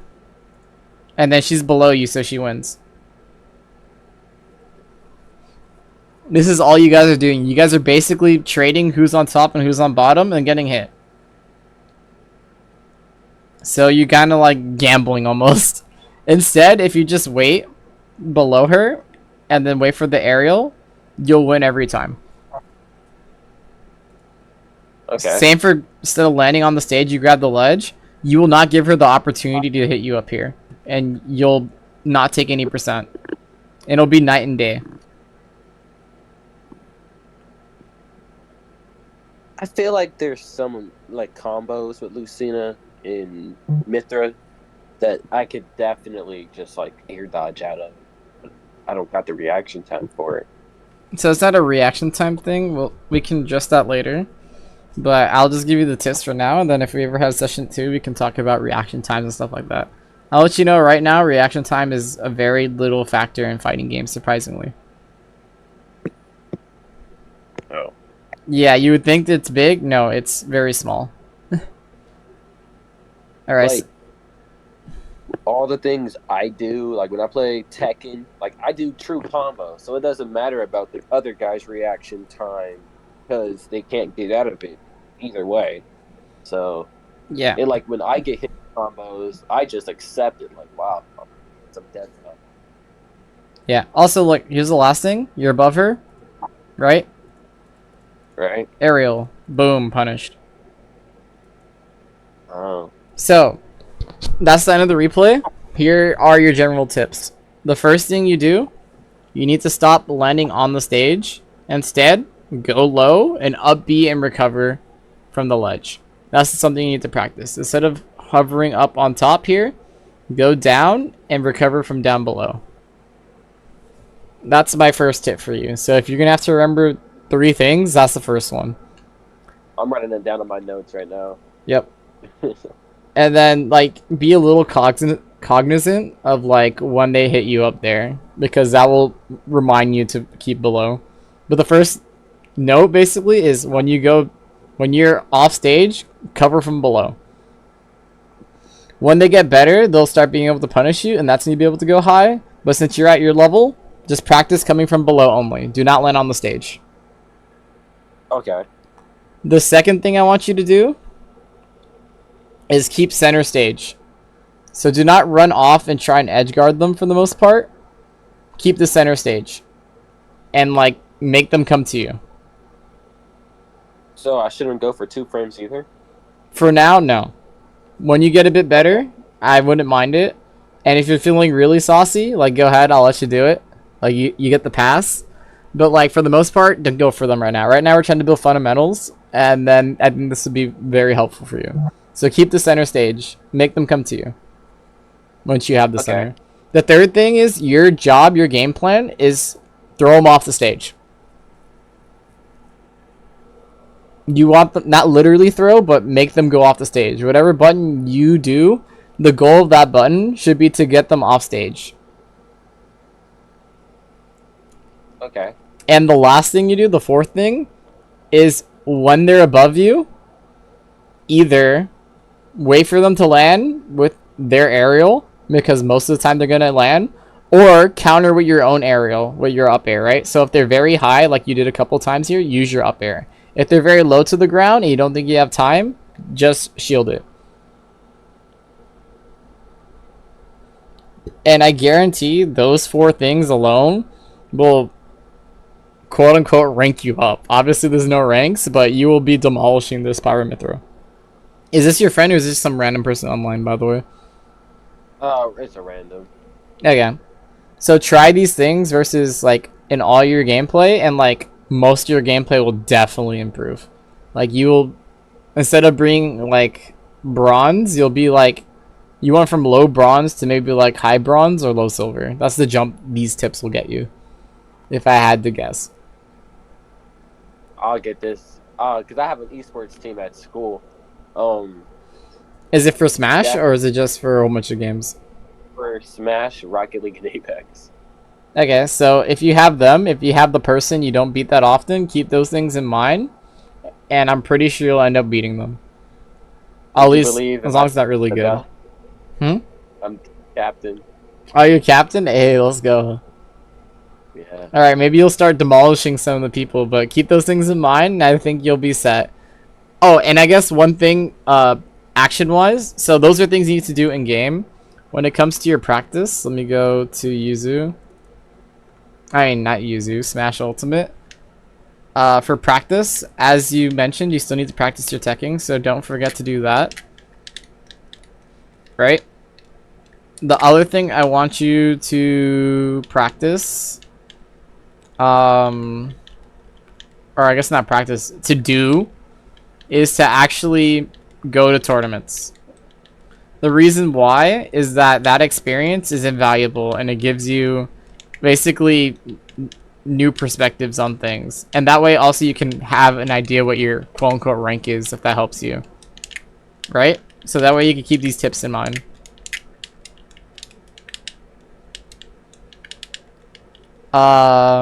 And that's basically it of like the tips. Yeah, that's for now. There's a whole bunch of other things we can talk about. Maybe the next coaching session, whatever that is. I'm going to try and coach a whole bunch of different people, so maybe it might be a while before we have another one. But next, if we have the next coaching session, I want your replay to be a tournament replay. And like, obviously a bit more professional. Obviously you didn't know about it now. But for next time, just in that, it wasn't that big of a deal now, which is fine. But I want it to be a tournament replay. So we have you nervous. Oh, that was the last couple tips. Sorry. For the nervous portion, remember, have the game plan, which the game plan is throw them off, hit them off stage, right? And then the second thing is breathe. Like if it's that much of a problem. And those things would help with the nerves. Okay. Any questions?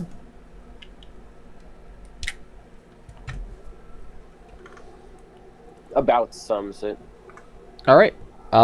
then that's kind of it for the coaching. So, yeah. I guess keep me updated how it goes because I am interested, especially if you go to a tournament. Okay. All right, so I guess I'll catch you around.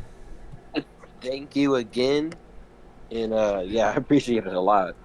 Yeah, no problem. Thank you for popping by, bro. Make sure to catch the other streams. Some of them may not apply to you as much because sometimes I get higher level players, but you can still listen and understand. And sometimes they get lower level players, so people who are having similar issues with you, or like you, excuse me. 100%. I learned the most. Would you believe me if I say I haven't looked up like a single bread and butter combo video or nothing? I learned all my combos from this guy named Atomic. Or Atomisk. He's some Team DDD pro. Okay. Yeah, I would believe you. Like, it's not super unheard of, but like you're doing very good for someone who started 3 months ago. So basically, just keep it up, and I think you'll be accelerated and doing well. All right. Well, I appreciate you, and you have a good day. Do you have like a Cash App or something? Like I know you do it for free, but like you bring some fire ass tips. I I mean, appreciate it, but basically the plan, I'll let you know right now, I guess it's the spoiler, is that I do it for free so I can gain a following, and I actually plan on making it forever free, but to the subs. So if you're gonna eventually decide to cash at me, I'd appreciate the sub instead. okay. But I would appreciate just a follow for now, and that's enough for me. Hey, I've been followed you, so you're good on that part. Yeah, so we're good on that part. When the subs come out, I don't know exactly what's required for subs, so I'll check that. So that's something I need to learn, but since I just started, it hasn't been much of an issue. It was more like, hey, I need to start learning how to stream, actually handle OBS and stuff. As you see, I still have a little bit of technical difficulties because I'm pretty bad at that type of stuff. So that's what I'm handling at the moment. So yeah, again, welcome to stay by. If you got any questions too, so still like you end up like having an issue or a question, I'm more than happy to answer it too. You can just shoot me a message. I'm not a big streamer or anything at the moment, so I definitely have the time to do it when I'm not at work. All right. Definitely, if I see you streaming, I'll raid you because I stream decently often. All right, I appreciate that, man. All right. Well, peace out and stay cool. Stay Yeah, thrifty. same for you. Have a good one. Alright guys, so I'm gonna end the stream here. It's a little past where my stream normally goes. That's totally fine though. Sometimes I actually don't mind streaming till 10, even though if I have work tomorrow. So I'll catch you guys on the flip side. Catch y'all later.